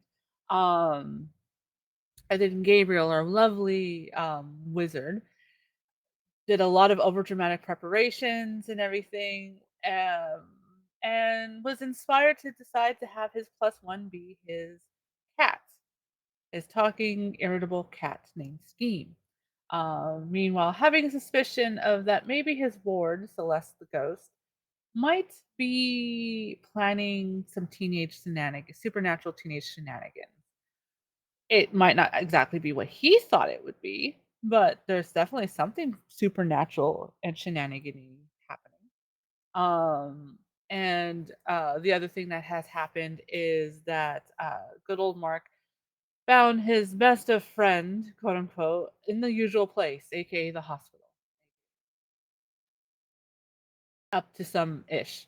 And that ish is poor Jesus had a run in with a messenger from the creature that he's been fighting for and looking for his entire life, the Forgotten One, and then got shotgunned by a revenant that had both good and bad things happen. He might be a little bit stronger so that he might be worthy to even see the Forgotten One, and due to a mishap of our lovely emotional vampire's abilities, might have accidentally gotten Jesus to fall in love with him. Or was there already love and just made him a little bit more vulnerable about it? We don't know. We'll find out. And we let off before break, arriving that evening, that afternoon, uh, to the vault, which is, if anybody knows San Francisco, it's Telegraph Hill. Um, there's a liminal space where this grand mansion is folded out on top of this hill, making it seem almost impossibly on there. There's glamour around so that it protects all the supernaturals from the mundane who will think it's just a regular tech bro slash maybe celebrity party that's going on that's been rented out for the evening. And we had hints of some other things that are going on. But we will flash back briefly to I would maybe it's safe to say that you kind of forgot about the scroll scratch because you were getting ready, Punch was getting ready, and it wasn't until like maybe right before you were heading out that you're like, oh yeah, I have to find something for my favorite client. Do you open it in front of Punch or do you open it like by yourself um so it's all the information to know? I open it in front of Punch because if something happens where I need to distract and he has the chance to get the item, I want him to know what to get Yeah. first. Makes sense. When you open it, you get a sense of like dread.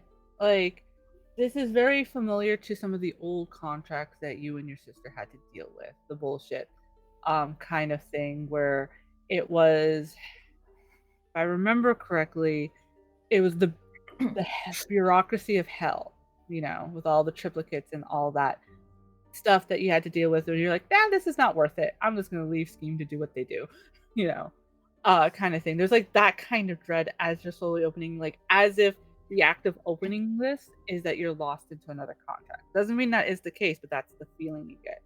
And you open it, and there is definitely like malaise and death kind of sensation emanating from the words that are printed there. And the words that are printed there are in your hellish language, but it's blurry. Like it takes you a moment to concentrate on it. It also even surprises you because most Fae shouldn't know this. Yeah. Um and it is, as is most things that are of hell and bureaucracy, takes 20 words to say 2 words kind of thing. So when you focus, you just feel your fingers tingling as you're holding on to this. And what they are searching for in the vault. Let me make sure I got this detail right.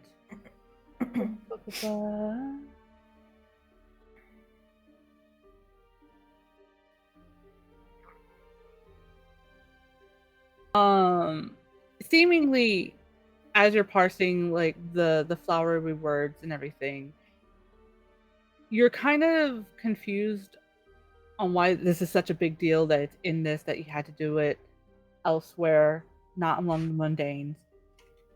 You're looking for a beating heart of a particular special human. And the name is there, the true name is there, but it's obscured. And the reason, and you know this, it's obscured because it won't show itself until you get close to it. And as you're reading this, you realize, oh shit, this is one of those. This is very much Mission Impossible of like, this is going to explode in 30 seconds kind of message. This scroll is going to self-destruct. So it's the name that will appear in your head because you technically did agree to the contract of you were going to find this if it's in there. And so you can kind of feel like the scroll work around your wrist as the contract is bound to you. And this is the reason why they didn't want it to happen in the spa, because it's basically an explosion of magic and hellfire. And it's a good thing you know spells, because your lovely outfit just got ruined as like the whole air is filled with sulfur and your hair goes like frizzed out.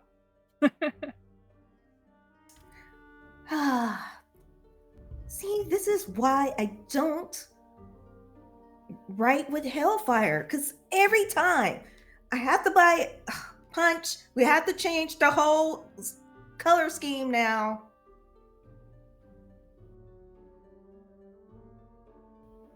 Punch is very much like, I'll get the backup. Huh. Thank goodness we did buy backups.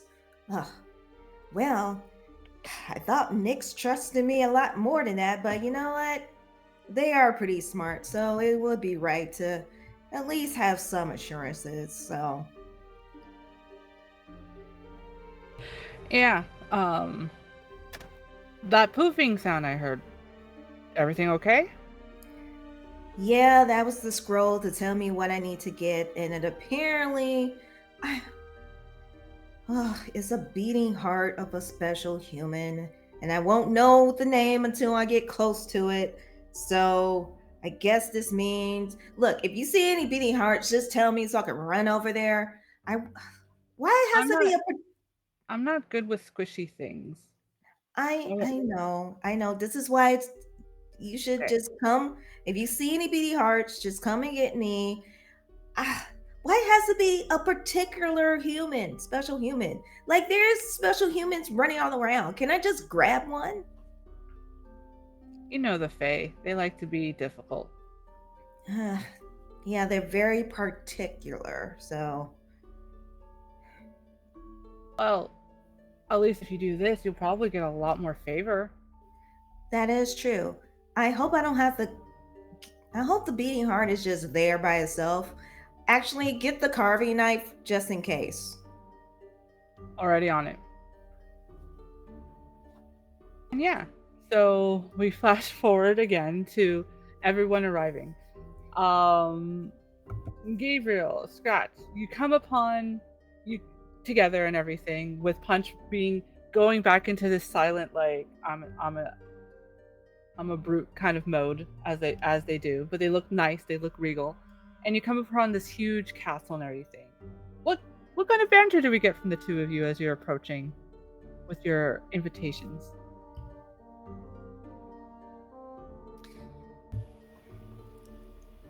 By the way, Scheme is asleep. Okay, because I was like, it's okay. I will say, well, don't you look lovely today? Do I Oh. smell a faint bit of brimstone? I thought you put that cologne away, my dear.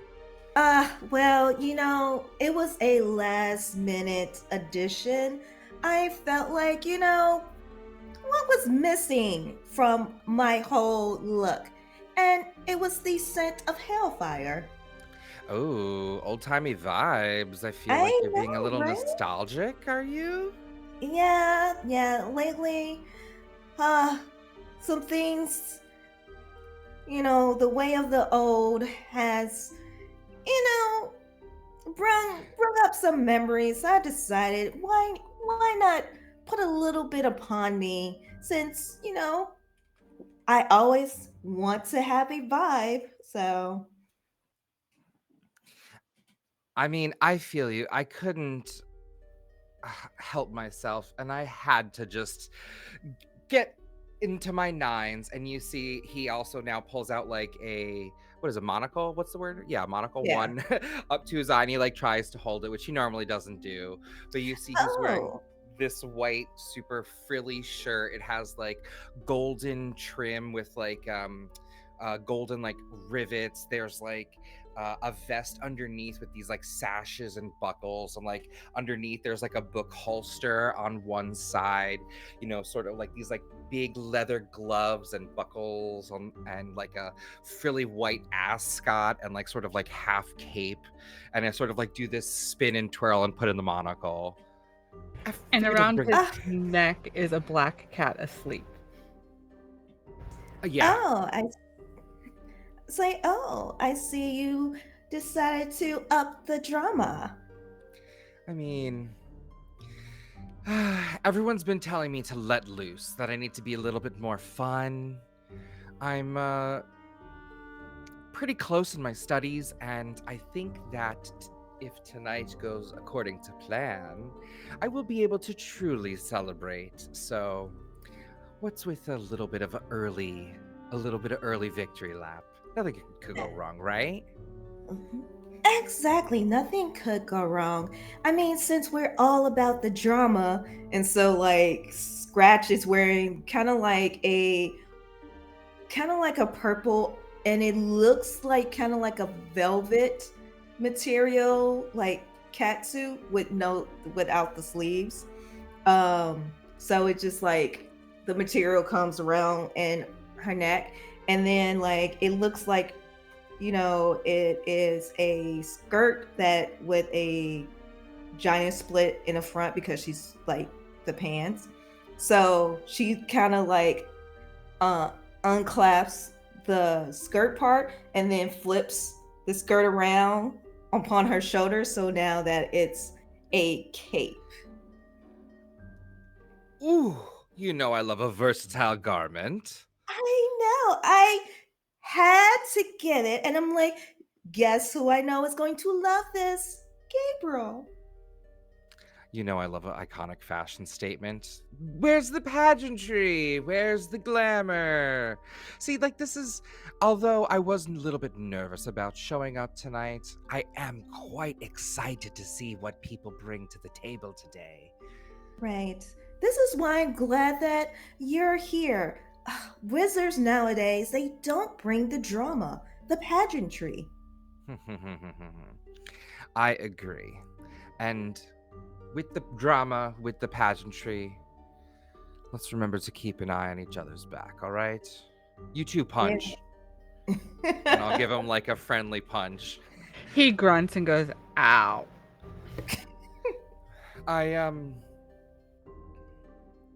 I guess, should we make our way or mosey up or anything else we need to do before you're ready? Any final preparations, my dear Scratch? No. And she put the cape back down and like claps again as a dress. Well, as a skirt. That's it. Now let's make an entrance and make everyone hate us for being fabulous. That's why I love you. Let's go. And I'll like flip my cape behind us dramatically. And yeah, you guys go forward. And yeah, there's some wizard like from other factions and some other people making like grand like entrances as if this was like a ballroom kind of thing. Right behind you, seemingly, even though it didn't look that they were behind you earlier, but everything's a little wibbly wobbly when it comes to time and space now that you're in this place. Is of course Mark and Jesus. What do you two look like? How friendly are you two being with each other as you're entering the castle? Well, first off, Mark, Mark. First off, Jesus is gonna be wearing his mask and only his mask because he doesn't want to be seen by any of these supernaturals. Wait, And if Are you wearing only his pants? mask? Right. Pants? Like, only? huh? Are you You wearing be pants? clothes too, and your mask. It sounded like you were butt naked and just had the mask. No. I I was like, this Well, was not the entrance I was expecting. part one. You know the Fae would love that. Yeah, I was like, wow, really. Look, I turning would it give you up. a standing ovation. I was like, you know what? That is drama. That is pageantry. Right?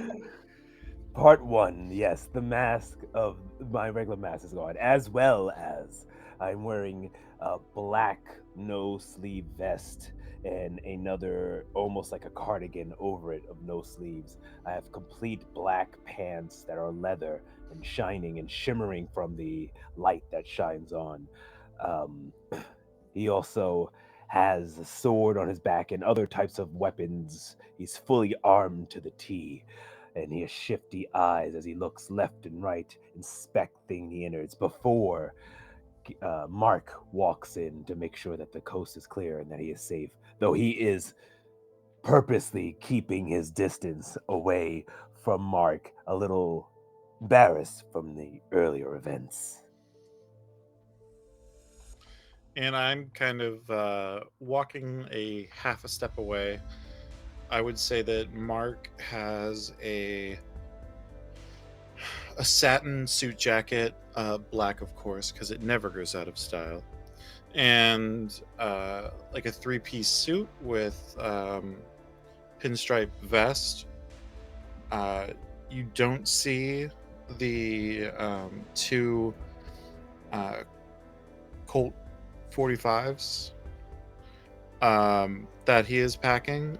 He's not as flamboyant as Jesus with the weapons I'm bringing to the party, but I do want to give off a more relaxed demeanor that will just make my seductive demeanor shine.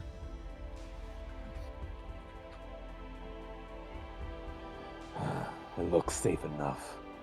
All right. Come in, Mark. Keep your eyes peeled. Oh, I wouldn't expect anything to happen just quite yet. There hasn't even been a monologue yet.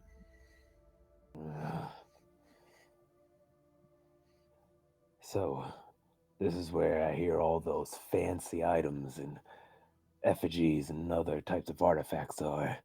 Where are they? Behind the door. Just give it a moment. And be on the lookout. I'm looking for a particular scroll and perhaps some other items that may just catch our eyes. And I'm looking for a certain locket.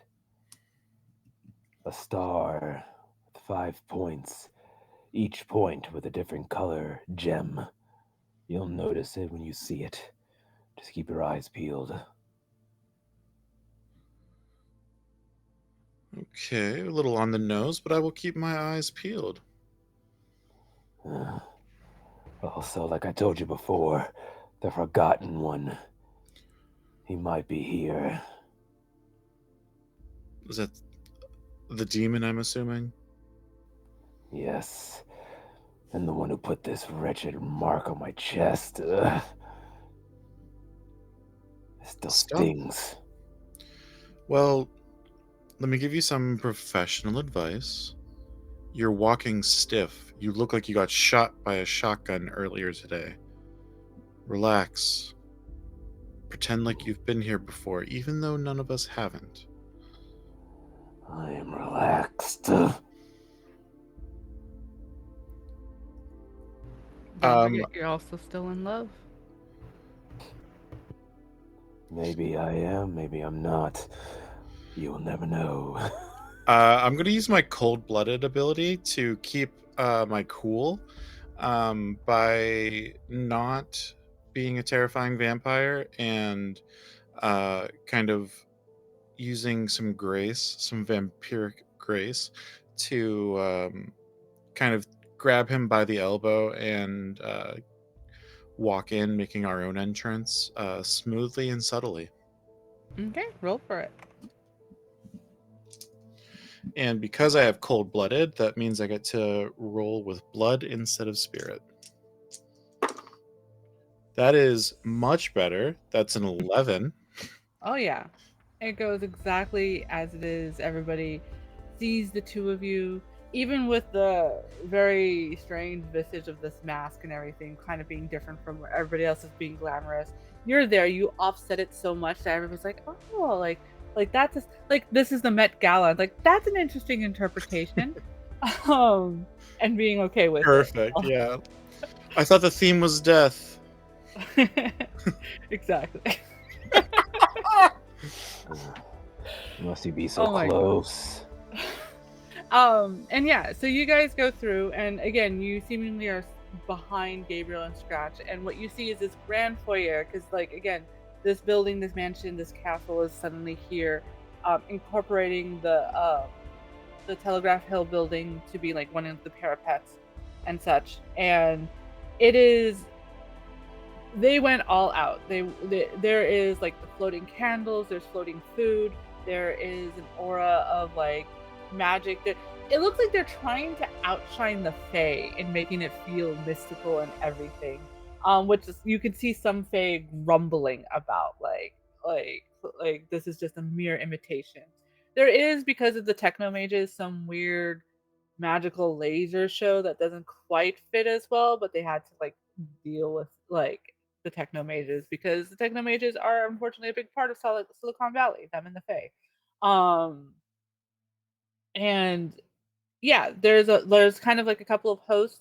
Scratch, you do see your favorite Fae. Like they said, they're being one of the like the main hosts of this, inviting everyone, welcome, like enjoy. The vault will be officially open in an hour or so. Mingle like and everything. And they do have, and this is one of the only benefits of the Techno Mage, is that they have like we've seen in sci-fi, like almost a magical holographic wall where you can peruse some of the items. It's not every item that's available. There are some items that they're showing off as like, oh, well, you want this dragon's head, you can't have it, but we do have it, so you can see it here, only here, kind of thing to like show off. It is more than likely the items you all are individually looking for is not going to be on there, but there are similar items that might once you're allowed to roam the vault, might be in the same area, because obviously they will try to keep like the more dangerous items together, the more fragile items together and such, so that easier to watch on. You do notice that the security is mostly various Therianthropes, um, and a couple of other tainted around. Clearly, the tainted have been given a great profit of either debt or souls to be on their best behavior and watch and make sure everybody else is on their best behavior. Um, there are definitely people that you all know here and there, that you've done business with, that you might have fought against in the past, but everyone's supposed to be on their best behavior. Um, so I think the last thing that happens, as again, it'll be like an hour or so before you'll be able to end, is they kind of like, so that not everybody's just stuck in the foyer. There is like several different ballrooms of like with more food, with more of the wizards showing off and such, and places where people can start to negotiate with each other. Because there's definitely a couple of items, like there's one magic scepter, um, from the medieval times, that there's like three different people are vying for, and they're like, all right, well, we want to make sure Alyssa doesn't get it, so what if we pull our debts pull together and such. So you all four of you are ushered into one of these ballrooms where there's only like a dozen or so other people that you may or may not know. And also the other thing that does happen is at the sorry, let me back up just a little bit. The host, Nick, does say once you go into one of the ballrooms and once the vault is open, everybody must be size dependent in their true form, and so the magic does that. So Scratch, when you get into the ballroom, you transform into your proper Neko form, and so does Punch into his wolfy form and everything. um there is a bit of static around you, Gabriel, um because the magic is basically contending with whatever's wrapped around Scheme. And so Scheme hasn't transformed yet, but it is like they're slowly waking up and mumbling something about like that's a terrible wrestling move. And yeah, but I'm going to give a little time before we get the reveal of Scheme for the four of you to actually interact as you're pulled into ushered into one of these ballrooms to mingle and such. But the whole purpose is that everybody in their true form means that they're not lying about each other. Oh my God. How did Jesus get into the Wizard's Ball? And he's with Mark. Do you know Mark? Mm, Eventually, they had made use of my services before. Oh, really? Well, he owes me a few things too. Come on, let's go chat with him. Maybe I can get him to get me something. He owes me a few debts. Oh, maybe I'm you gonna. should ask him too. He is a doctor, so he should have money rolling in. He's a doctor, just like just like I'm an oracle. Um, let's let's go say hi, and I'll make our way towards them. Oh, fancy seeing you two here. How did you get an invitation?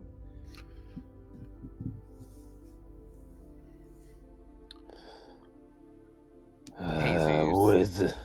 Wizard! And I run up and grab him by the chest and pull him in. I have some questions for you, and you'll need answers. Wait. This is a party. Why are we? You're being very aggressive right now. Scratch. Careful. Scratch! I thought I Hi. recognized you. How has I'm it so been? glad that you came to a party. Well, I'm here for my own reasons, but you are a sight for sore eyes. And Jesus, just because I owe you a few debts does not mean you can rough me up. We are exactly like Oh, Scratch said. We're at a party. I said Mark owes me some money. I say to Scratch. Mark, With looking my, dashing tonight. With my vampiric senses, I don't owe you any money, but I do owe you a few debts. One, just because I feel bad, and I am an emotional vampire after all. How did you get this invite, Gabriel? I mean, well, you're right. I'm not part of this circle, but Aren't you feuding? it's open to the public. Why would I not come in here and take a look? Because you still need an invite. But I'm glad that you're here. Let me tell you, the disrespect would be tantamount to starting a civil war if they did not invite everyone from opposing circles to a public gathering. So, that is true. Have to always save face. do you remember the story of the 3 good witch and the 1 bad witch? They didn't invite her, and their child got cursed. She fell asleep for a very long time. Do you remember that story? Yeah. It's disrespect. Mm-hmm. It's a story of disrespect, in my opinion. It's a French story. Of course, it's about disrespect. That story's been going around for hundreds of years. But it gives a good lesson. Always invite someone, even if you know they're going to decline the invitation. Mm-hmm. I'd have to agree. So, what are you on the lookout for today? Oh, nosy, are we? I mean, aren't we all? Right. I'm very curious as well. Well, there just happens to be untold wonders. But I do have my eye on a couple things that maybe I'm looking for other people. Oh. Funny that I'm actually here on behalf of a client. I would tell you what I'm looking for, but unfortunately, confidentiality agreements and all. And there it is, Gabriel. That is why I don't tell you what I'm looking for. Understood. And Jesus, what's got your feathers all ruffled this evening? I see you're here with your help me, what's the word I'm looking for? Your trademark mask. Yeah. What I'm doing here is none of your concern. What my concern, though, is I had a colleague of mine attacked, and I smelled your magic all over it. So please, My do magic? tell your magic. Not all magic is Gabriel's magic, Jesus.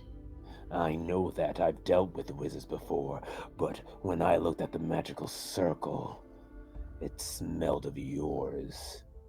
So please tell me, what would you have been doing at a hunter's shop in the middle of San Francisco? Mm, what day was this? I do have a few people that I don't uh, generally agree with, but I wasn't downtown lately, and I'm pretty sure I haven't pissed off any hunters. Huh. Like, did you give them any item of yours that you imbued with your magic? Mm, I get so many requests from the circle now that I'm here. They ask me to just chip in while I'm staying in the city. It's the least I can do since I've been given access to Isolde Valmont's estate. So I don't know. Maybe he was one of the people that I enchanted a weapon for, but that's not my fault. Uh, Wizards like to twist the truth. And what's up with that feline on your shoulder? What are you hiding? Feline. Shush, this is my familiar. Well, temporary familiar for the day. They're really more of my house pet. They came with my sanctum. They finally yawn and stretch and like, what kind of magic are you doing? Why is it itching me? I'm not doing magic. Oh, What? it can talk. Hello, Scratch. How are you? What kind of familiar would we talk? Wait. Scheme is the kitty. Yeah. Oh, Yeah. Scheme. And they James Scheme. open. It's been so long since James has been in that sanctum. You. They hiss at you, not noticing Scratch just yet. Like,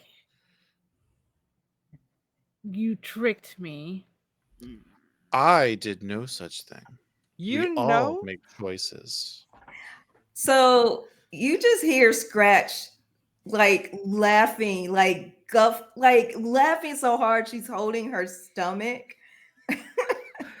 The plot thickens and thickens. I'll like toss Scheme on the floor to take center stage. I can't believe I know the Oracle said he was going to be here, but they didn't say how he was going to. And this is the form? They yawn again, and they're rolling their whole body. Like there's something that's aching them. And Jesus, with what you could see and everything, you obviously you don't know as much as the wizard does with regards to magic, but you do know how it affects supernaturals. There is contesting spells happening on Scheme, and Scheme looks up at you, Scratch, and like, who the fuck are you? Wait, you don't know who I am? Oh, this is great. If I was still talking to Mother, I would have. Oh, Wait a I'm minute. going to keep this in my mind palace for a very, very long time. You know my familiar too? I feel like I'm the only one that doesn't know this cat. This cat Oh, is such a yes. piece of shit to me all the time, and now all of a sudden everyone knows it. Oh, yeah, that's That's because definitely you Scheme. are a piece of shit. And Yeah. so is this one too. Hey, Looking at Mark. Hey, we had a deal. Yeah, Take that- magic the ink off. Yeah, that's definitely Scheme. Definitely Scheme. You know, I kind of like this cat. And it's at this moment finally the greater wizard spell does work. And they kind of yell in a bit of pain. Like even you, Scratch, would know like this is pain, like not just like being annoyed. And it's like a burst of like fur that happens. And there now is Scheme in their Neko demon form, still wearing one of their wrestling outfits. Oh my god. Oh, this is so hilarious. Oh, I think like Scratch walks up to Scheme and just kind of like circles her, sniffing. Like, how can I, like, what do I need to roll to kind of see like if what magic has been like done to her? Yeah, let me see. I think the probably figure someone out, but let me just double check if there's nothing specific. Will I measure can your with mark my work?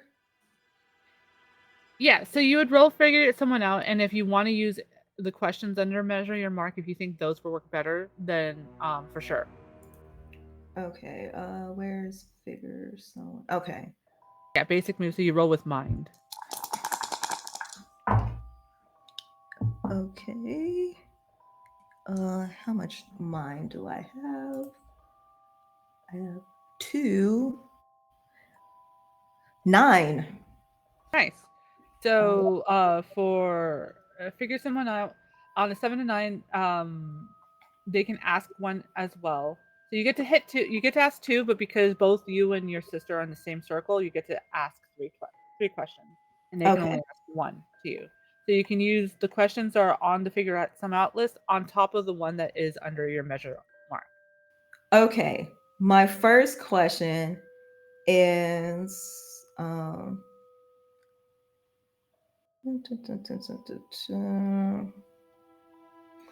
I guess this is kind of maybe related because I want to know like how Scheme kind of got to this point. So who's pulling her strings?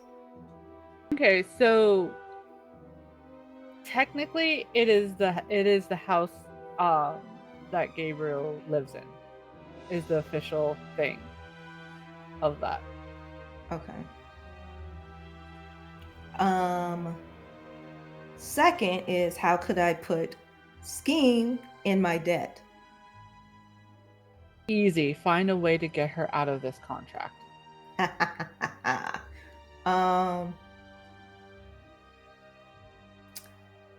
okay.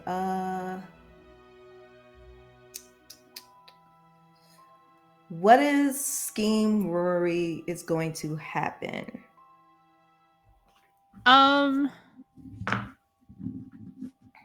they because of what had happened with the horn that Gabriel received, as much as they give shit to Gabriel, they're worried that Gabriel's in over his head with regards to whatever demonic force is at play right now. Okay. And I think the question they will ask you.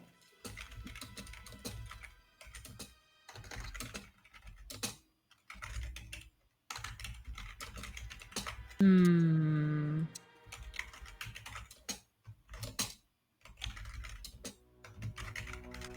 Besides your usual, besides whatever current scheme you're having right now, what Mhm. are you hoping to get from the vault? Um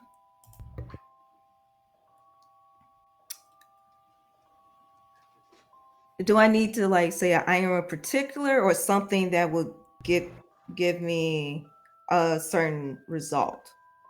Either way, if you don't have a specific idea, then it could be like a general thing. Um so I'm hoping to I hope this vault that I find something that gives me a way to have leverage over someone more powerful so I can avoid being in a bad contract.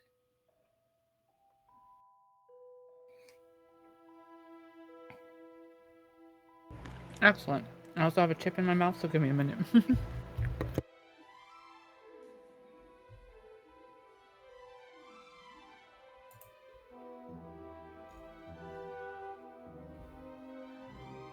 Yeah. And I think I'll also give you with that is that for definitely scheme is locked in one of those types of contracts that is looping. Okay.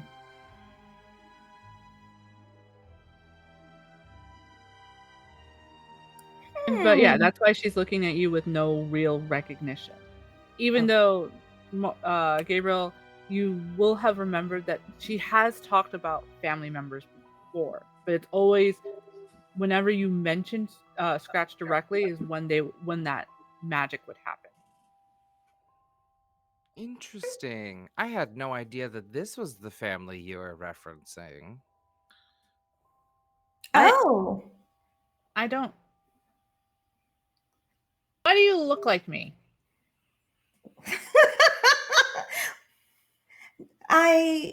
You know what? I guess great minds think it alike, but considering the situation you're in, great minds don't always think alike. I don't like you. I don't like her. Good, because I don't like you either. Also, I don't like you, Mark. Your stupid lord.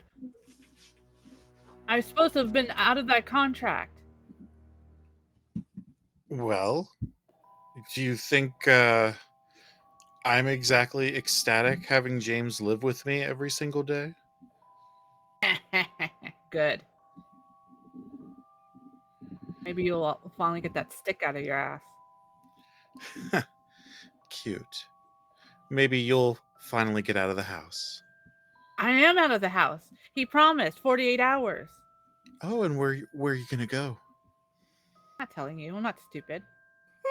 Oh, you're a house cat now?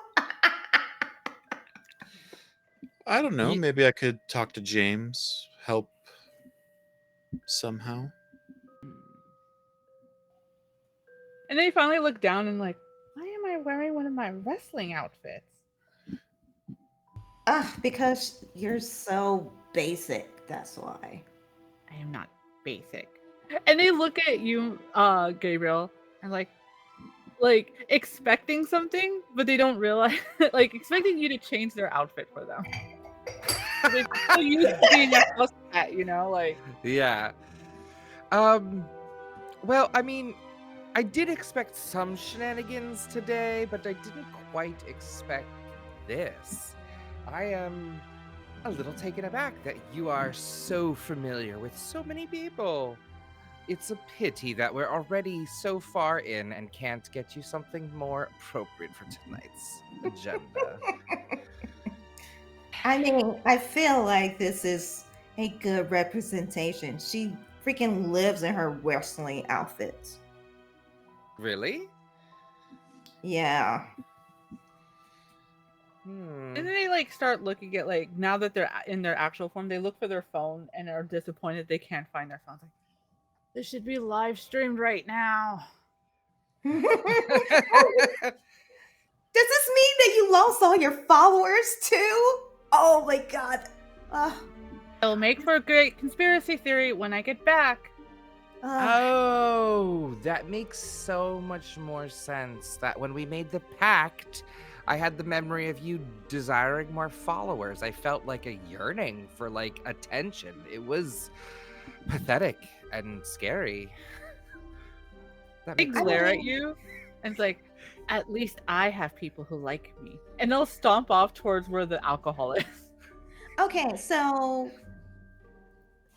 in our kind of demon section of the hellfire, whatever you want to call it, followers are very important. That's how we get our customers. Oh, really? I haven't had much time to dabble in the intricacies of hell. I've been focused more on the supernatural up here and some of the night folk. I mean, there are different fractions. Of course, I had the misfortune of being born to one that was more warrior based, and it's kind of ironic that mother named her scheme and she can't scheme at all. That's so It is quite funny. juicy. Well, I guess maybe I should take a break on them, but she's such a bitch to me. I'm just gonna say it. That cat person is so mean. If the magic of the house didn't literally indebt them to me, they would slit my throat in my sleep. I mean, One she can only want to wish. slit your throat, maybe beat you to death, maybe do a wrestling move that cracks your neck. But I mean, no, I was not thinking sort of slit your cat throat. nail, but as a person, maybe they would wrestle me. I'm sure Jesus might want to tumble. Yeah, I personally would slit your throat in your sleep, but I like knives. I would make sure you are awake and can witness me coming and in watching the light in your eyes fade away. But that's Ooh, just me. intensity. I pay you too much to have to think of those thoughts. Please, let's change the subject to you murdering someone else and not me. I mean, would you like? Okay, you know what? Questions later. But I'm very interested in this method of killing. I never heard humans talk so. What's the word? Vivaciously So about it. cavalier. Yeah. Well, Scratch, as you know, I don't tend to like those of the supernatural. Well, some company Oh, excluded, of course. I was worried for a second. You're He one of the means only me. demons. Mark, I don't want to talk about it. Oh. I playfully, almost tauntingly, caressed the small of your back with my hand. I shiver a little bit, first looking like I'm enjoying it until I say, stop that. I think I whispered to like Gabriel. I'm like, did you peek that? Did you not see that? Ooh. I laugh. Gabriel, if I were to kill you, it would be your greatest love and your greatest heartbreak. I know, my dear. You have sucked the memories out of me and the emotion and something else too many times for me to count.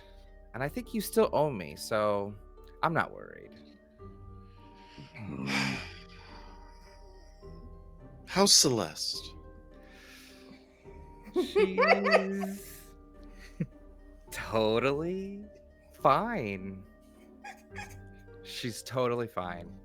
Another house cat of yours? Definitely never getting out, right?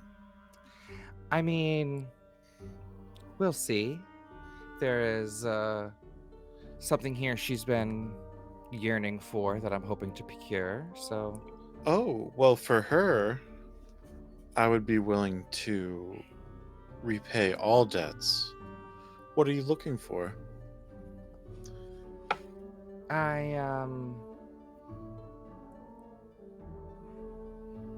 I suppose, are we within earshot of other people?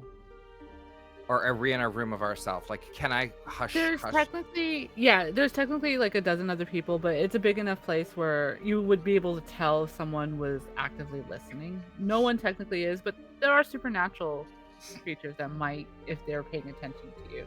But mostly they just look at the mask of Jesus and just kind of be like, okay, and then yeah. Okay. Um, do you honestly care for her? I get my own chill going down my spine. She's a good one. Yeah, I do. she is just undescribable and so precious. And if you or anyone were to harm her, I don't know what I would do. But apparently, there is an anchor here. So if you help me find it and procure it, that would be greatly appreciated, and maybe some debts forgiven. Say that again so Jesus can recall this for later. I've heard it's fine, but you have debts to pay yourself, wizard. I know. And, Well, since we're all playing nice and we're being friends, why don't we all make a deal with each other to help each other get our items? I mean, love that idea. I know. See, this is why we work. Just don't forget who helped get you off your feet with this business of yours. Don't worry, I never forget anything. And don't forget who provide you with all those services that I'm still waiting to get paid for. I look at Jesus as if it's him that owes money to be paid. Don't look at me. And I don't like to make deals, no offense, Scratch. With demons, I've learned that the hard way. Oh, But a drink, perhaps. well, funny about those drinks. I am a demon, and so some things just happen without me controlling it. But I like humans, so I always try to make sure deals don't go too badly for them. So I wouldn't put you in a tight spot unless you do something really harmful to you or yourself or others on my camp. Well, mostly me and Punch. But other than that, I try to be as fair as a cat demon could be. Scratch, you remind me of a pet I had back when I was young in DR. You may be a demon, but you don't have to go down that route of evil. Making deals. You just need to let go. Be merry. I don't know. I mean, I don't see deals as evil, and I guess that is the human part of you. Like, deals are only as evil and as good as the people that are in it. Just watch yourself. I don't want to have to exercise you. Oh my god, you tell some great jokes. I'm He's not been that exercising type all day, Scratch. Don't worry about it. Oh, yeah, you're gonna learn that not all demons can be exercised the same way or at all. Yes, some need cardio and some need weight training.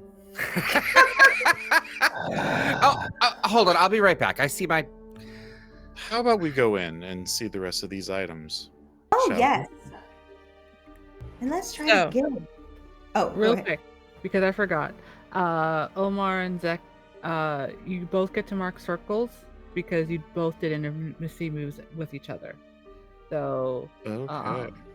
Omar is, or Jesus is Mortalis, and Zek is Knight. So if you don't already have those marked, then you mark those. All right. And if I do already have it, Then you're out of luck. well, them's the breaks. Yeah, unfortunately. But yeah, I would like for everybody to roll a spirit roll. Okay. Ooh, thank goodness, because I am not good in spirit. I have a 0, but 5 and 5 make 10. Nice. I have 8. I got a 2. I got it. Oh no. Okay. Before there's still a little bit of time before the vaults are open, but they are like leading people into like the other hallways where there's like interesting artifacts that aren't magical, but like just usual here's the bust of Catherine the Great kind of thing that to interest people. But like as you are starting to like head that direction, and Gabriel, you're a little too focused in like getting your cat who basically drank the entire punch full. Yeah. So you technically now have like this little furry child essentially to like lift instead of a cat size, and they're like fine. So you don't really sense it. Mark, I think it's mainly because you're still used to now living with your lord. You're still used to his immense power surrounding you. So if there's another vampire with that kind of power, it doesn't raise your hackles because you just default to that. But for Jesus and for Scratch, a very powerful supernatural comes in, and you can just sense like like it emanating from them, and they are dressed to the nines. They look like they aren't, but they look like Oscar Isaac, and Ugh. Oh, sorry. I'm not on mute.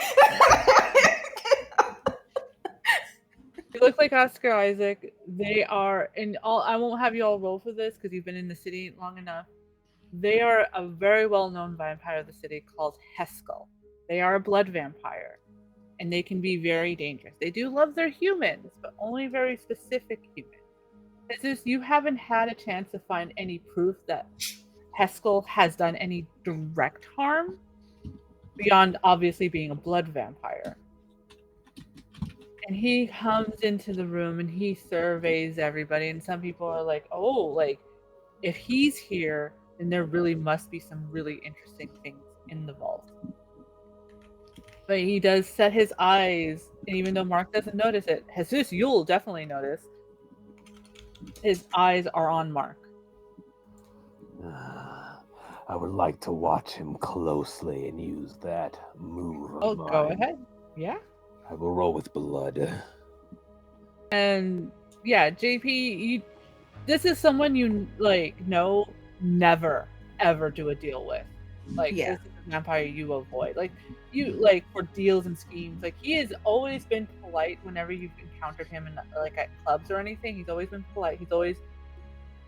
His predilections go towards males, so he never tries his flirtations on you. But he's always like very nice to you. But he has attempted a few times to try to make a deal with you, but he doesn't push it because you're good at weaseling out of things like that. Yeah, I think like I instinctively hiss a bit, and then I'm just like, oh wait, hold on. And you can kind of see that like I'm like kind of like, you know how a cat kind of does that like sidewalk. So like if they need to run and still spot where the person they're trying to run from is, so I'm kind of doing that a little bit, and then I'm just like, wait, hold on, we're around company, I should just calm the heck down. And I want to roll measure your mark or figure somebody out. Yeah, you can do that. What did you get, Jesus? An 8 plus 2, so 10. Nice. Okay. Let's see. What can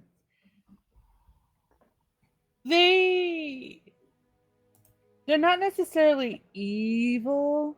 They are very much they want what they want, and they're usually content with what they want until they want something new. They are very much the type to have like dozens of human thralls at their whim. They're not the type to needlessly kill, especially humans. But if they have to get violent, they get very violent. And their unusual weakness is they have one or two humans. One that is technically there in the room with them, but they're very good at being in the shadows. They are a former sworn male who looks like I'm trying to remember which character, or Dean from Supernatural, I believe. Oh, why?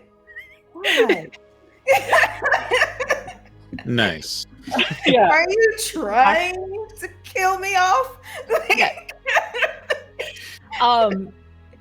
Their weakness is that human. And for my follow-up question is, what interest would he have as he's staring at Mark? Make it kind of like defensive. Well, Mark is very pretty, like all vampires are, but it's more of the reason Mark is here, why he is here, what he is searching for, which technically I don't think Mark has explained. Do I finally take notice? Yeah, you can finally take notice. Okay, because definitely because Jesus was like, and then you heard Scratch hiss and everything, And I will say, Gabriel, like as you're bringing, like as you're carrying this like very like petulant Neko demon over, you see that something has changed in the room finally. And then JP, what did you get? 8. Okay, so you get 2 questions, and they can ask one back. Okay, my first question is, what pressing needs do they have that I can address? Ooh.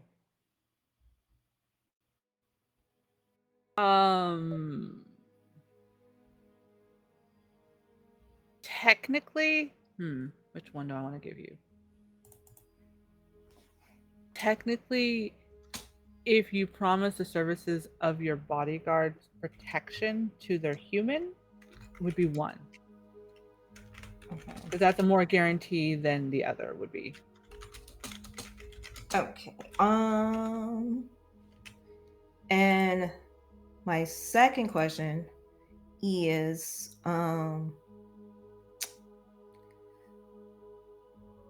what is their character?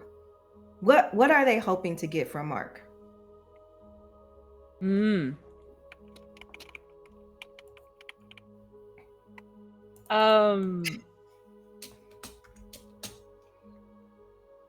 Cooperation at best. Cooperation. Mhm.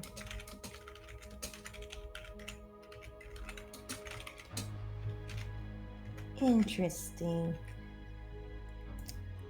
Oh, the big guns had to finally enter the room.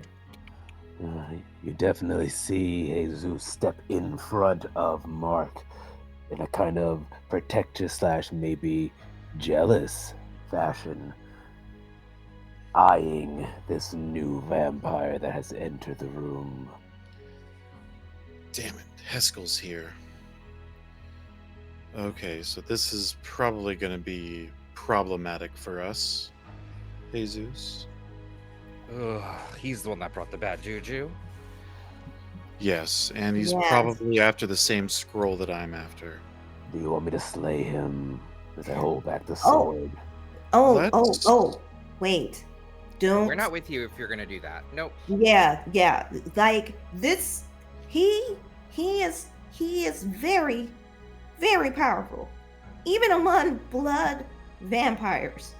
I would never make a deal with him.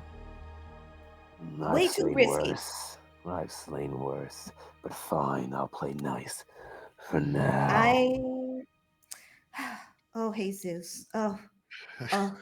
Jesus, you are You- here defensively, not offensively. We are here to acquire items and get out of here in one piece. Fine.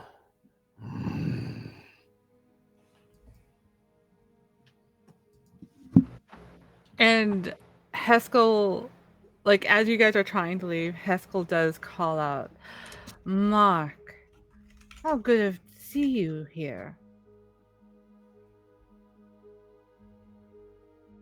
Oh, hello, Heskel. Decided that you could leave Europe for once? Or wait, where were you again? Oh, I've been here a very long time. I just don't announce myself like you do in a hospital. We all have our callings. I prefer clubs. I prefer being among the humans, writhing, getting their blood rising. You would. And you would want to dank, dark, disgusting places such as yours. I do prefer the hospital.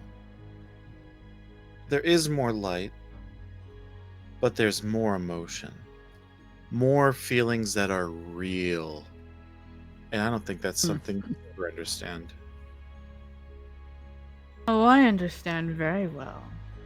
I at least get them to have their feelings naturally. You have to pull it from them. How depressing.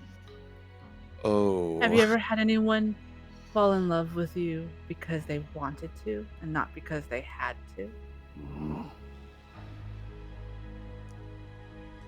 I stare off wistfully, thinking of Jean Antoinette Poisson.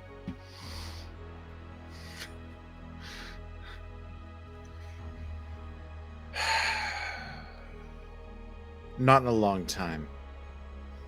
And that's how I like it. I look at Haskell with cold, dead eyes. Mm-hmm. So sad.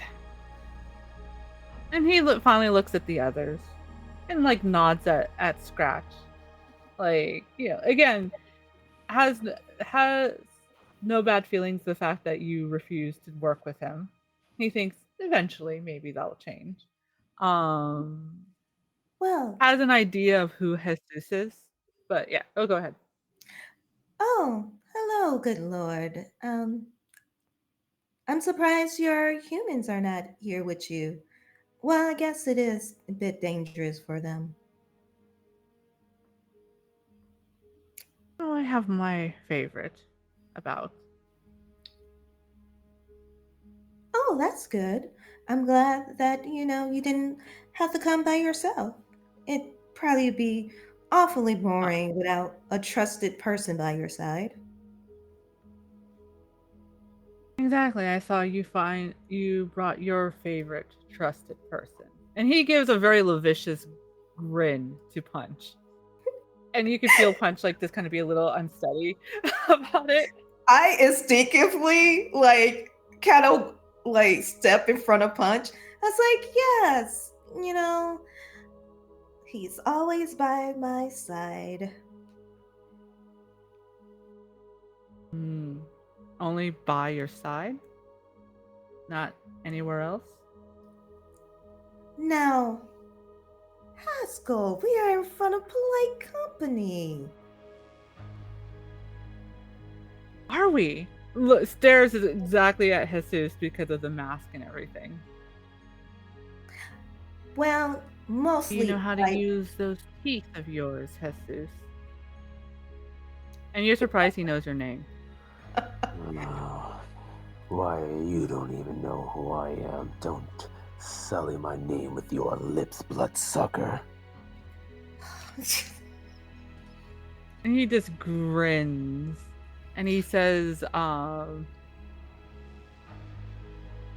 benediction in Spanish.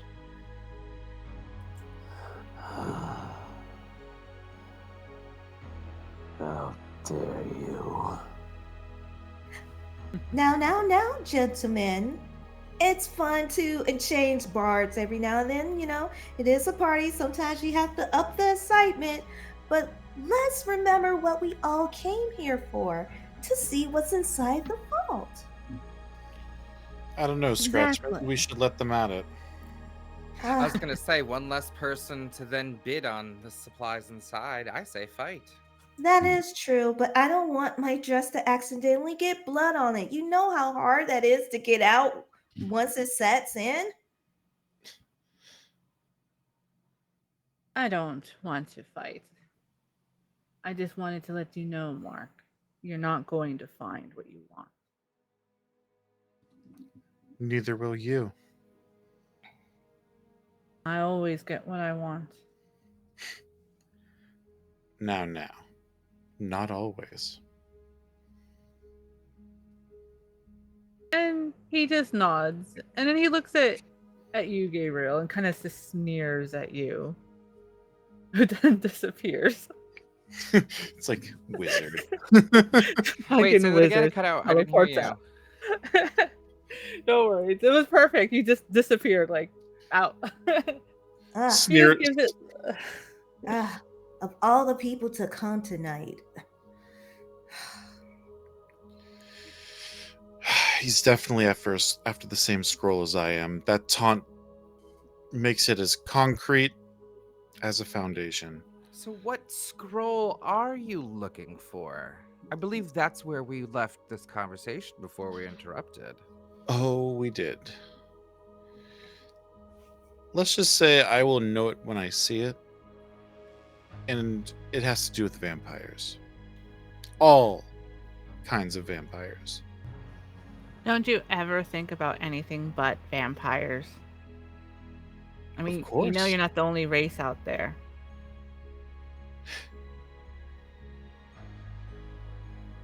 Yeah, Vampires are so typical.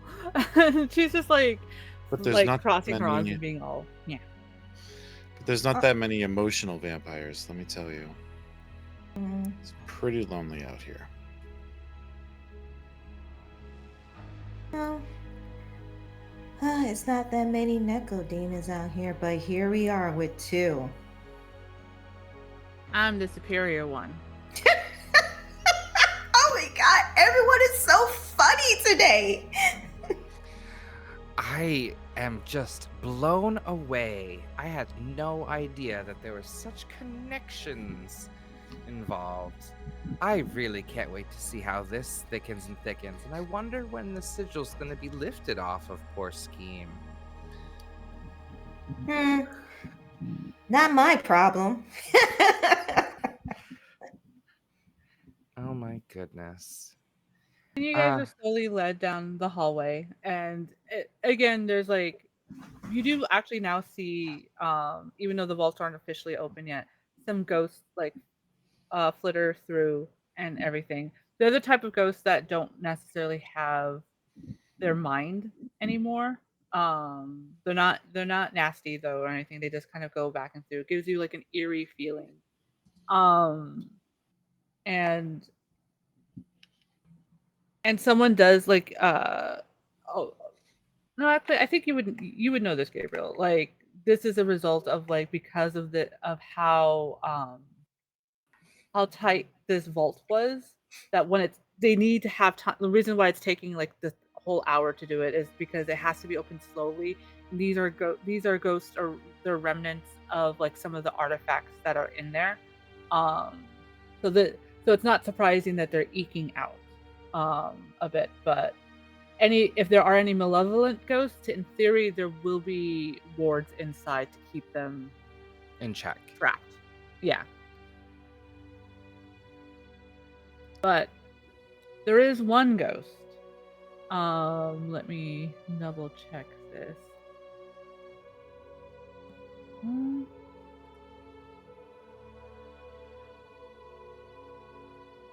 Sorry, just double checking who in my notes. I didn't write it down specifically. Jesus, what was the nighttime song your mother would sing to you before bed? It was a lullaby. A tale. Was it in Spanish? Yes, indeed it was.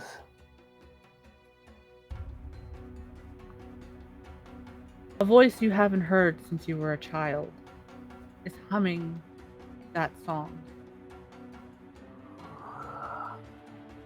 Where is that And you coming see from?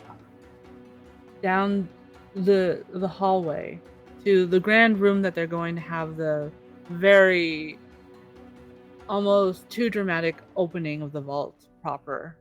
You see a woman hovering, a ghost hovering, and they just keep going in a circle around, and they have their arms holding themselves, and they're humming that song. And everyone can hear this, but obviously Jesus recognizes. No, impossible. I go further, closer towards this, getting further away from Mark, who I was protecting, to inspect. It can't be. And it is, as far as you can remember, as whatever photos you might still have of your family, it is your mother in a very small loop, singing, holding themselves as if they were holding a young child in their arm. No. That it can't be. As I take off my mask, getting closer.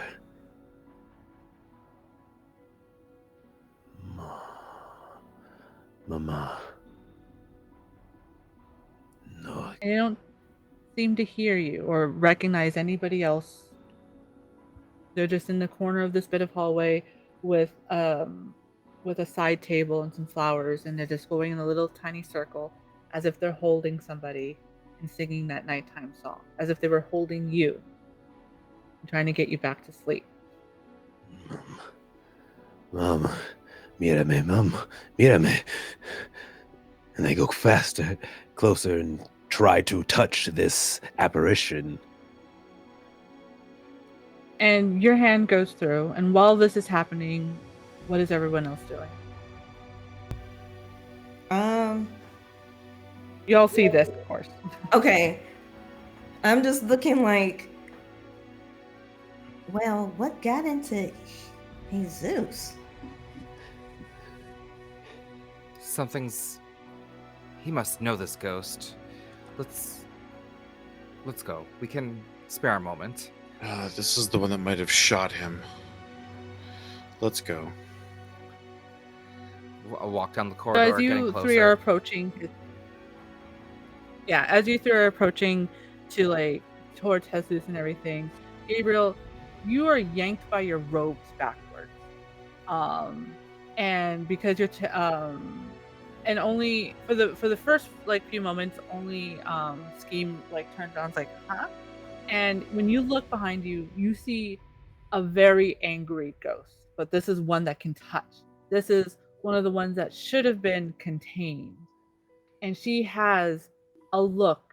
Her face looks very much like your ward's, except an adult.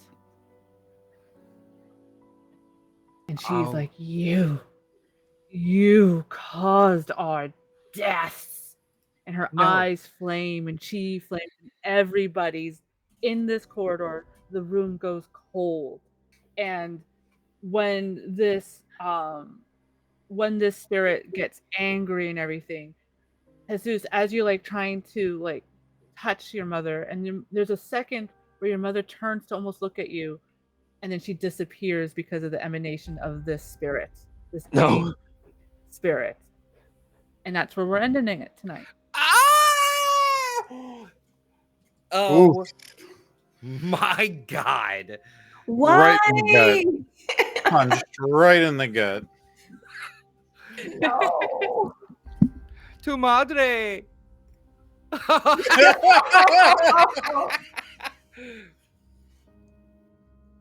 Oh my goodness. Oh no. We'll give everyone a moment to breathe before we do end of session and stars and wishes. How's everyone feeling? Really? I'm okay. Oh What? no. I'm feeling good. This has been Yeah. a really fun session for me.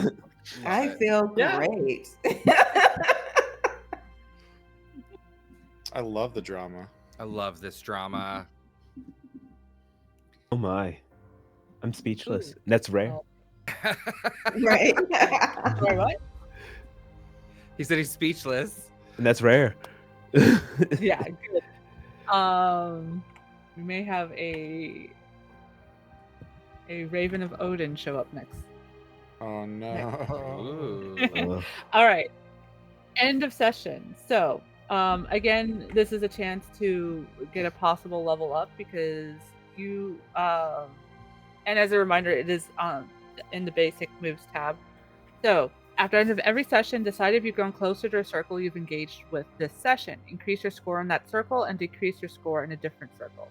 Tell me how your relationships to these communities have changed because of the events of the story, and then mark one of those two circles involved in those changes. You can definitely meta it so that you use one of the ones that you don't have a mark in so that you can mark it. So we will go left to right on the sheet. So Omar, what two circles do you think you interacted with this? So I've definitely interacted, and I'll use ones that I've been interacting a lot with knights, but I definitely interacted with power and spirit. Power, power, and I would say, Wild. wild. Yeah, Would go Ghost or Wild? No. No, Ghosts No, are Ghosts night. are night, but Oh, Ghosts are night. Scratch is wild, so you did That's interact with Scratch at least Oh, finally. okay. I would, yeah, I've done night so many times. So I'm going to do Power and Wild. Were the two that I've interacted with. And Power being with all these wizards and in Wild because I finally met with Scratch yet again. And we had that nice little interaction. I would say I'm going to they're both -1. So I'm going to lower my power because I'm not liking wizards right now. Mm-mm. Oh, really? No, wizards are like wizards brought they in a wizard's mansion, if you will. I have now been mortally wounded in the heart by seeing my mother dead, and Oh. then of course I think that's something sus with Gabriel because he was trying to hide the familiar and his magic is all over the shop that he went in there and he did not give me an answer, so I would say -1 to power. And then you know what, seeing Scratch was good. Seeing Scratch and having that little interaction with her boosted my what is the word, boosted my attitude until it fell when I saw my dead mother. So I will say bring that up to a 0 and a Yeah. -2 for power. Yeah, and you got to figure out that that Gabriel's cat is also a Neko demon. Oh yes, I met 2 demons, so definitely. Exactly. Awesome. So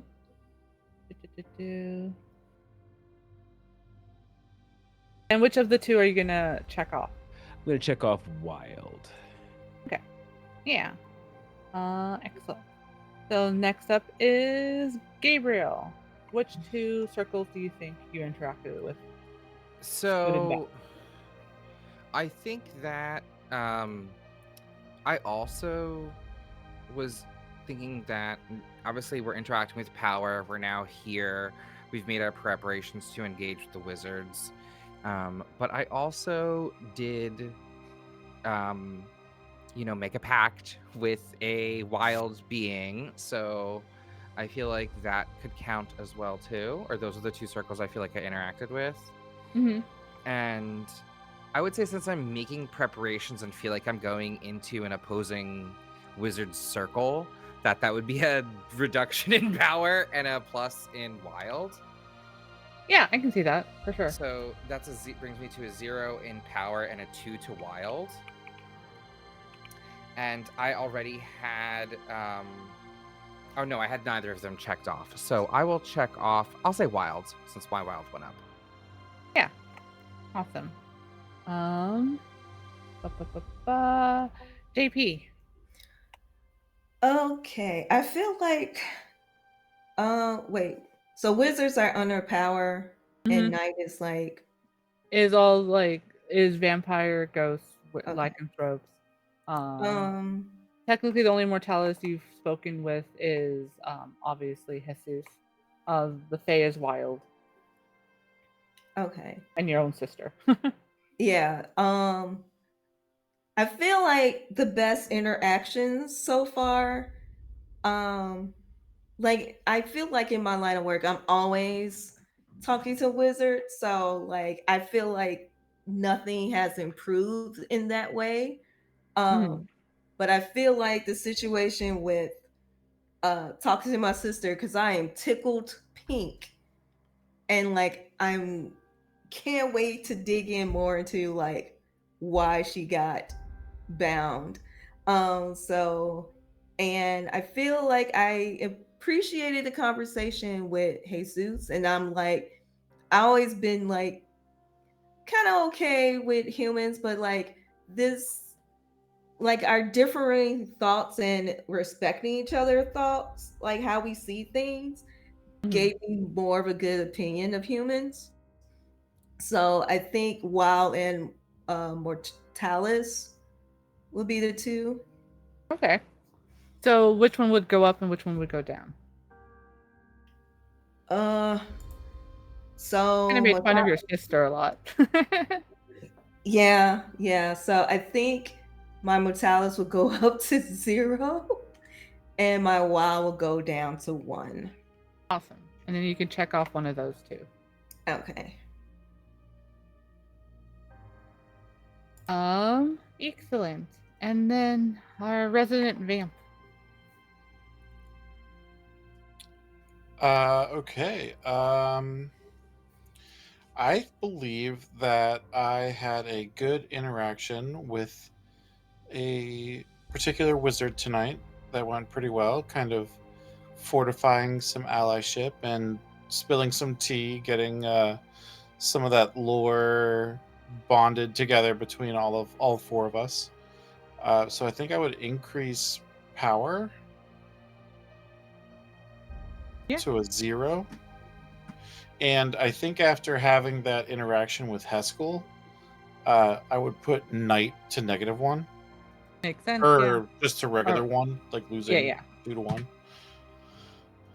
And then I think I would probably mark off Mind as well, just because. Or power, right? Makes sense. Because, Yeah. that's Awesome. what I got. Does anybody think they owe anybody debt that might have happened during the interaction?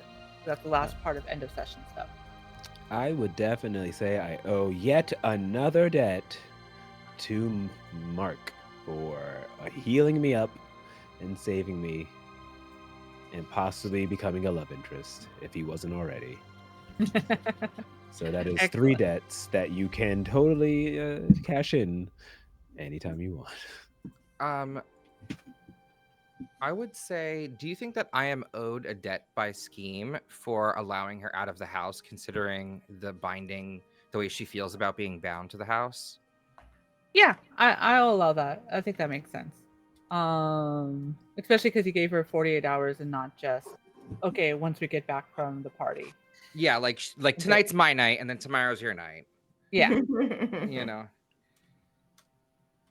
Yeah, I am just double checking something so I can remind you all. As a reminder, one ways you can use debts with NPCs is if you have a debt on an NPC, you can do persuade, and you can choose to add your debt to make it a +3 Oh, nice. for rolls. Also for debt moves, you can make you can always cash in a debt. And for a PC, they're allowed to try to refuse it. They do get a chance to refuse it. So when you make a PC, when you cash in a debt with a PC that you have, they have to answer. You can ask them to either answer a question honestly, do your favorite moderate class, have them help you lend a hand, so they would add, if they roll well, they would give you a +1, or get in the way with somebody else, or erase the debt they have on someone else, or give you one of their debts. You can do some similar things to NPCs. And then yes, you always have a chance to weasel out of a debt, like, no, I don't want to do this. But if you fail that roll, then there's consequences, obviously. So just as a reminder, like collecting debts, try to remember to use them if possible, because they'll help you and make some more extra drama. So sorry, yeah. I was gonna say, do we also, besides debts, also see if there's other things? Because I feel like my intimacy move might have been triggered, especially after what Zeki said on the wrap up. So my intimacy move is when we share emotional or physical connection, I can decide if I care about them. And like, because I was trying to like make that moment, but I felt like in the like maybe me, Travis, was misreading it in the moment, but Zeki, he said that he felt like there was camaraderie. We did share a common goal. Did you agree to like helping each other during this vault? Because we know that Omar said no, but did you say yes when JP brought it up, or when Scratch brought it up about like helping each other? I definitely was, because I'm really trying to get what I need, and I will do whatever I need to get it. Yeah, I'll consider that. Yeah, because sometimes in the moment you don't know if you've done it. Cool. So it's not officially an end of session, but yeah, if you think about it, it's like, oh yeah. Oh, the rewind button. Yeah. So mine says, decide if you care about them. And I will say that because you owe me debts for feeding on me and we have rapport, I'll say that I do care about you. And I know that you're going to help me in this moment. So that allows me to form a sympathetic connection with you. And we can target each other with magics at any range and intuitively know if the other is in danger. Spicy. Mm. So you feel this when we like touched or we're talking about helping each other, and then you brought up Celeste, and like I was like very like emotional, like I want to help her, and I like touched your hand. We like had like you felt the like connection, and like that formed the sympathetic bond. Oh no, you cut Yeah. out. Say it again. Are you Oh, on it's like, mute? I was muted. Sorry. It's like the anime spark that you like see whenever Yeah. like hands touch or whatever. Yeah. I gotcha. Thank you. Thanks, Diana. Yeah, no worries. Yeah, because yeah, in the moment you might not think about like, oh yeah, I did actually do that. Yeah. Excellent. Apparently, there was an imp move that I forgot about Oh, that I should have been doing at the start of the game. Business as usual. So, oh no, we did that. We rolled that last session because it's okay, part of great. the actual. Yeah, so Okay. technically not every session. Not enough time has passed for that because no, I did Okay. double check on that. Yeah, Okay, great. but Because yeah, I'm like, good oh, double did I checking. miss it? Yeah, no. Yeah, because yeah, in theory, you'll find in the middle of the next session, you might find the thing that you're looking for your scheme, and then can technically generate in the middle of this vault a new scheme. That can be fun to do. All right, so the last thing we do is stars and wishes. Ooh, before Stars are we hop in, I was gonna ask, would Mark owe Jesus a debt for feeding on him, like like an apple, just chomping away? not necessarily because you did technically ask for the help, and it's just Uh, that he failed. oh, okay, fair enough. Yeah. I'll get you in my debt soon. The taste was just not there. Ah, Now, if he tries to keep you in love, then that might be a debt worthy thing. Hmm. But yeah. Um any other questions? I'm happy to like make sure because we had a lot of high emotions today. no, and A I lot guess of zooming ins. I know, right? I guess last thing, and then would what is his name? Because I'm forgetting about it. Would Dinesh owe me a debt for saving him? Yeah, Did I say? I don't know if you I just saved didn't him. die. Yeah. Mm, yeah, I'd say so. Like, so there was a high chance that you didn't show up to Dinesh, and then he would have died. Ah, awesome. Because I have a combo that I'm thinking about using with my corruption skill next session. Nice. Got it. But yeah, because the demon was betting that you were going to do your normal patterns. So the longer they waited in the body, the quicker the body would have withered. Awesome. Thank you. Yeah. So finally, stars and wishes. Stars are things that you mentioned that you liked in this session from other people, and then wishes are what you would like to see. And it can also be mechanical too in the final session. So I will go first. Always forever star to Omar for the mask and the clacking and just the growly voice. It was fantastic. I loved how you leaned into like yelling at the messenger, trying to um appeal to the revenant, even though more than likely that wasn't going to work, but you did attempt it. Um and then of course your not yonder tsundere feelings towards Mark was excellent. Um and I'm excited to see how much he's going to help the helpless that's going to happen in the last session, because obviously that's going to happen. For Zek, I loved like just the cool and calm demeanor that is this emotional vampire and everything. Just like like having to parallel against Jesus's like chaotic energy and all that. I definitely liked seeing that, and obviously the hints of former lovers. It has been funny. Um, and I am definitely excited to see him possibly vamp out properly next session. And yeah, and I liked your description of what happens when you overfeed. Because I think with emotional vampires or non-blood vampires, it's always interesting what the fallout would be. Because it doesn't mean you just lose HP. In the sense, it was like, oh no, it's a sense of self temporarily. Yeah. Yeah. Zendrick, always the spells, little descriptions of spells you do is fantastic. I love it.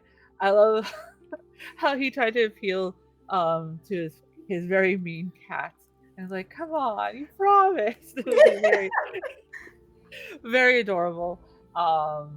And yeah, the description of your outfit and just like you interacting with everybody was like very sweet, and I really appreciate that of this old wizard trying to like act like young with the youth and all that.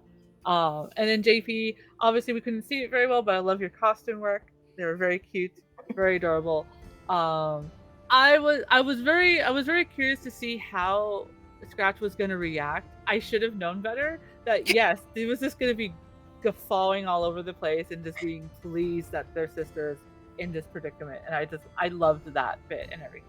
And the reaction he had with me bringing in this old NPC, a vampire, and then just your reaction like, oh, it's the other supernatural brother, meh.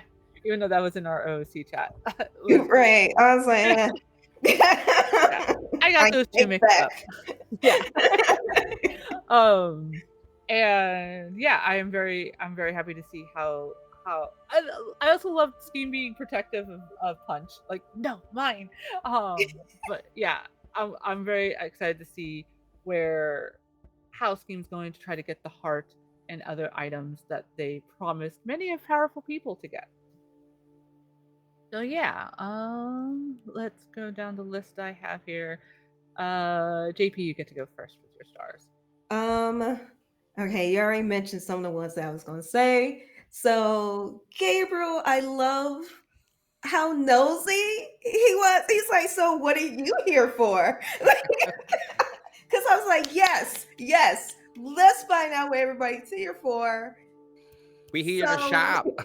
right.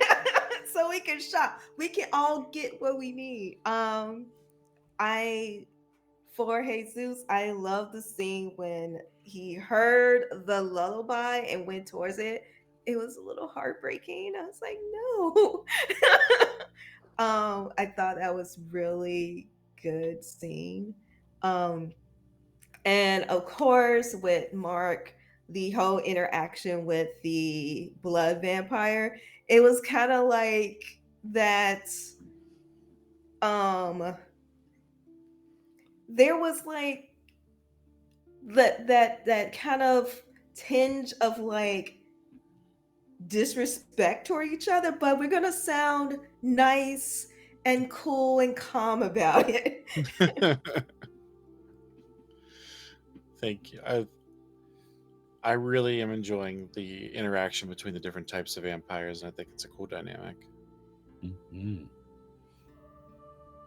Awesome. Anything else, JP? Okay. Okay. Oh, Diana, you can't keep doing this to us with these like leaving us hanging. What? And now we have to wait till the next session. Like you did this to us. Listen, you know me. I love doing this to y'all. Oh, but yeah. Eugene. Awesome. I'm done Thank now. you for that. Yeah. Omar, your stars. Sure. I feel like with Mr. Walnut, it's just all I can say is that you're in your best element when you are a wizard, a posh wizard. This is like Zendaric adult, like when he's become a 2,000-year-old wizard at that elf at that point. Just wants to be hip with it, but very posh, very and all that. And you play it so well. So of course, it's always a joy to see you enter into your element and just flourish. Really did enjoy that. And Zeki, I love that scene. That was one of my favorite scenes. It's just like I was kind of thinking that I wanted to do a is he, but then at that point when you're like, oh, you suck so much energy out of me, giggity, that I was like, oh yeah, totally. We're gonna like show this like emotion that he had because we said in one of the wishes from uh last last session, like what's the history with them and all that, and we got to see a little bit more how close they really are and all that. And maybe we Jesus has more feelings towards Mark than either Mark knows or maybe does know, or that more Mark has for him. Because what you did see behind the scene when he was mentioning, I don't have any person who's in love with me how I like it, you couldn't see behind the mask, but maybe Jesus was a little, oh, but uh, and JP, I love that we finally got a good interaction between the two. The only person that Mark kind of really lets his guard, Mark, that Jesus kind of really lets his guard down with Scratch, and like got to do joking. Still like, I might have to slay you, but don't make me slay you. I'm not joking, but it kinda, but like, and still had that, but he still genuinely likes like his drinking buddy basically. So that I like that connection that they have in there, and I can't wait to see like what this action is going to happen next year, how they kind of play off each other, or like the dynamic. I see a lot of, I see very Avenger feels from us, all different personalities, and we're all powerful in our own way. So I'm really excited to see when we jump into like our action, what we do. I'm really excited. And then of course Diana, once again stealing my shtick of leaving Alpha on a freaking huge cliffhanger. It's like I taste my own medicine, and it is sweet. Sweet and delicious, because I love a good cliffhanger. I wasn't even expecting there to be a cliffhanger. Now I know how you all feel. Like I was just like, and what's happening next? And you're like, and next time. I was like, wait, what? No. No. Ugh. So great job. That was such a great cliffhanger. I was not expecting that, and I love breaking out emotion in my characters and getting to play that. So thank you so much for allowing me to really explore the character of Jesus, dive into like my Hispanic heritage and like play around with that, and having those little callbacks and things here and there to play around with that. It really is. I really do enjoy that and appreciate that. Yeah, thank you very much. Yeah, I love interacting. As JP knows, I love incorporating any much of Latinx culture in my characters and the world building and everything. And yeah, so I'm glad we got to get a taste of that, and might get some more next session. All right, Zeki, what are your stars? Stars. Oh my gosh. Omar, just like getting real in a hospital. I mean, it's just like so dramatic. Just like all of those emotions. Exact reason why an emotional vampire would build a hospital for that kind of interaction. I think I'm really enjoying this like tension that's being drawn and raised and everything, and I like can't wait. It is a wish. I'm going to jump ahead to a wish with this. I can't wait to see more of how this relationship of sorts plays out. As you mentioned, there is like a different dynamic of what like someone who's like 450 years old would feel for love, and like with that many lifetimes lived. So I feel like it's just like interesting dynamic of what you're feeling versus what Mark might be feeling. Um, is that Travis? I really loved the moment. Like I felt totally immersed, like 100% immersed, which is like the goal. When we were having our little tit for tat moment in the hall, like the gallery hall, and I just like rub in the fact, I'm like, oh, how's your spirit? How's that going for you? How's your ward? It's like it just was like your face like dropped and got so serious. It felt like more than just like two people pretending to be characters. It felt like a real conversation kind of thing. So that was like ideal. um I love Scratch, JP. Like I think it's just you're gonna be the character at the end of the adventure who's just like sitting on the box of goodies, just like putting your palms together, being like, I'm gonna make a lot of money off of all of these idiots forgetting to grab stuff. And it's just going to be such a perfect ending, I think, to this. And of course, Diana, thank you so much for presenting the story to us and like letting us really kind of run wild with it. Yeah, it's always fun to let the players run wild. Because then Actually, I can just, huh? I have an extra one for Diana.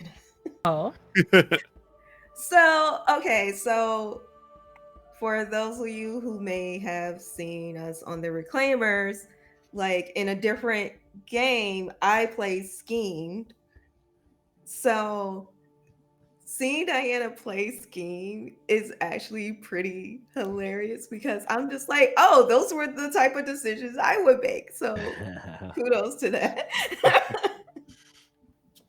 yeah, thank you. I was hoping I would do well from what my memory hazy memories of that game. As much as I did love that game. I was like, oh yeah, Steam was doing this and that, and always worried about the followers and doing wild fun shit. Awesome. Yeah, thank you. And last but not least, Zen. Well, what is there left to be said? I feel like everyone's hit the nail on the head with these stars, and I have to concur for real. So, I would say that I absolutely loved the romance. I literally gagged and was like, I was like, yes, kiss, touch him, do something, kiss, do something. And I was like, about to be like, Passions is tomorrow. Like Zeki said you didn't want to play Passions, but I doubt it. So I love that. That was fun. I'm here for it. I love how you both just went into it. So stars for both of you. JP, it's so fun role playing with Scratch. She's so funny, and I just love the camaraderie. And I feel like Gabriel and Scratch are totally on the same page with this. And like you said, we're here for the drama, we're here for the pageantry, we're here for the fun.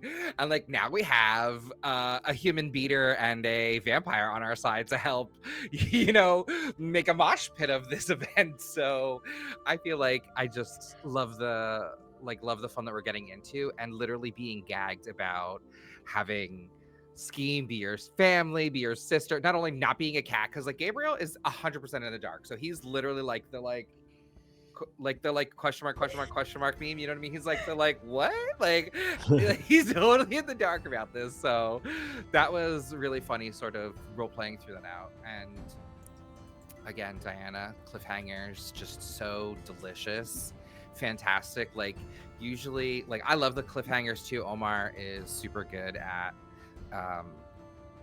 doing that in our games as well, so like I'm used to it, but like the like epicness and like levels of gag, I'm just love it. So thank you so much for that. Yeah, thank you. It's so fun to be able to do that and get everybody engaged and be like, oh no, why can't we go longer? It's like, because y'all are on the East Coast, get on my side. We can go longer. It's only 7:30 here. But yeah, thank you. We'll go backwards up. So Zen, what are your wishes? My wish would be to use my corruption move that I chose today. I want to kill someone. Yeah. I want it to be like not just, and I don't want to just like flippantly use it. I want it to be worth it. Yeah. Haskell's off the table. I'll just tell you that right now. Okay, that's fine. Oscar, I can't kill my Oscar Isaac. He's been my favorite NPC I've created. No, absolutely. Absolutely within with your bounds and realm. So we can scheme a little bit, or if you want to make it absolutely obvious for next time, that's fine too. So that's my one wish. And then my second wish is to witness a Passions Within Urban. I want to witness the passions, the mini game of passions that is Zeki and Tailweaver playing that. So whether it's forced or not, either way, I'm quite intrigued. Can't force the willing. You heard it here, folks. Yeah. As JP knows, we love Passion de las Pasiones. It's such a fun and messy game, and yeah, I love incorporating romance and everything. And especially in a game that's like as high stakes as this, it would make sense to have those romances, because then you can like, do you use the debt on them? Do you constantly use intimacy? It's always so fun. So yeah, thank you. And Zeki, I know you mentioned one wish. Did you have any other wishes? Oh, I do have a wish to have it out with Heskel as much as you love Oscar. Um, You can hurt him. You can harm him. I Yeah. mean, Or you could do other things to him too. in controlling the number of emotional vampires to like keep us down because we are so powerful at times, I just am ready to not necessarily get vengeance, but get like our due deserves for like what we've had to also like endure and go through as emotional vampires. So I like am looking forward to maybe seeing that be where the stakes get raised to with like trying to get this scroll. Yeah. Awesome. Thank you. Omar. So here's my convoluted wish, or like I mean not what I would like to see is, or happen is that I want there to be like an epic like finale battle, but James Marsters has to somehow be here. And then, as you all know, so a lot of the songs that we have played, I've written. So I have a rock song that we use for one of our other campaigns that I didn't get to really use much, and it's definitely Buffy the Vampire Slayer esque. And I want to have that. I want to play it while we do that with and James Marsters must be there so I can have my Buffy moment. Excellent. We can definitely go for that. Because Urban Shadows totally, to me, like when I think of Urban Shadows, I think of like Angel, Buffy. Like that's kind of where my mindset goes when I think of like an Urban Shadows type. Yeah, definitely. But yeah. All right, yeah. Epic final finale battle with awesome music. Got it. And JP, any wishes for you? Okay, I feel like I had a couple now. So I feel like if Mark is gonna go toe to toe with Haskell, he needs to use Haskell's favorite human, because first you said Dean, then you said Sam, and I do not like Sam from Supernatural. So I misremembered the player's choice, and I went to open up that old sheet, and I was like, oh no, it's the other one. like, if he can, like, not even take him out, but screw up the Sam human, I would chef's kiss. I can't wait to figure out like the adult Celeste and why she's so pissed at Gabriel. I'm like, what is happening? I thought y'all was good. And I would like to know why Jesus' mother is there in a loop. Like, that is crazy. And also I would like to figure out a way for Scratch to take over Scheme's contract, because that would be like Christmas, birthdays, all the holidays, all in one for her. I will give you all a hint. Hmm. The heart. You all know whose heart it belongs to. You just don't realize it yet. Oh. Oh, dang. It was nice knowing you, Jesus. Everyone in the chat, they were like, "You better watch yourself, girl." And I'm like, I'm feeling attacked right now. Oh man. The hell? One person might have a better idea. But yes. Wait, this might be a trick. You might be tricking us. Hold on. Don't believe what you hear. Have I ever tricked you? Yes. I think we get Sam's heart. We need to get Sam's heart. Maybe. We'll see. We'll see next week. I think I kick it back to you. Yeah. So thank you so much, everyone, for being here. Those are our stars and wishes today. Again, thank you, Delightfully Divergent, for participating and winning this week's Magpie Madness giveaway. Do not forget to type Magpie Madness one time, no spaces in the chat, for a chance to give away. Thanks again for our donations. We are on our way to $1,000 and will almost halfway there to reach our goal. So thanks again, Caloran, for your very generous donation. And we are so excited. I'm still gagged about this ending. Right? So I hope you are all too. So please come back next week to see the ending of our great adventure here in the Wizard's Vault. And don't forget to check us out at a tale of d20s.com/events to see all of the other wonderful shows that we have this month. And we have Passions tomorrow and plenty of other things all throughout next week. So once again, don't forget to donate if you can, spread the word, give the word out about our show and our giveaways and sponsorship, and we would love to see you back. So with that, from the first chapter to the last page, be kind to each other, spread love, and good night, everybody.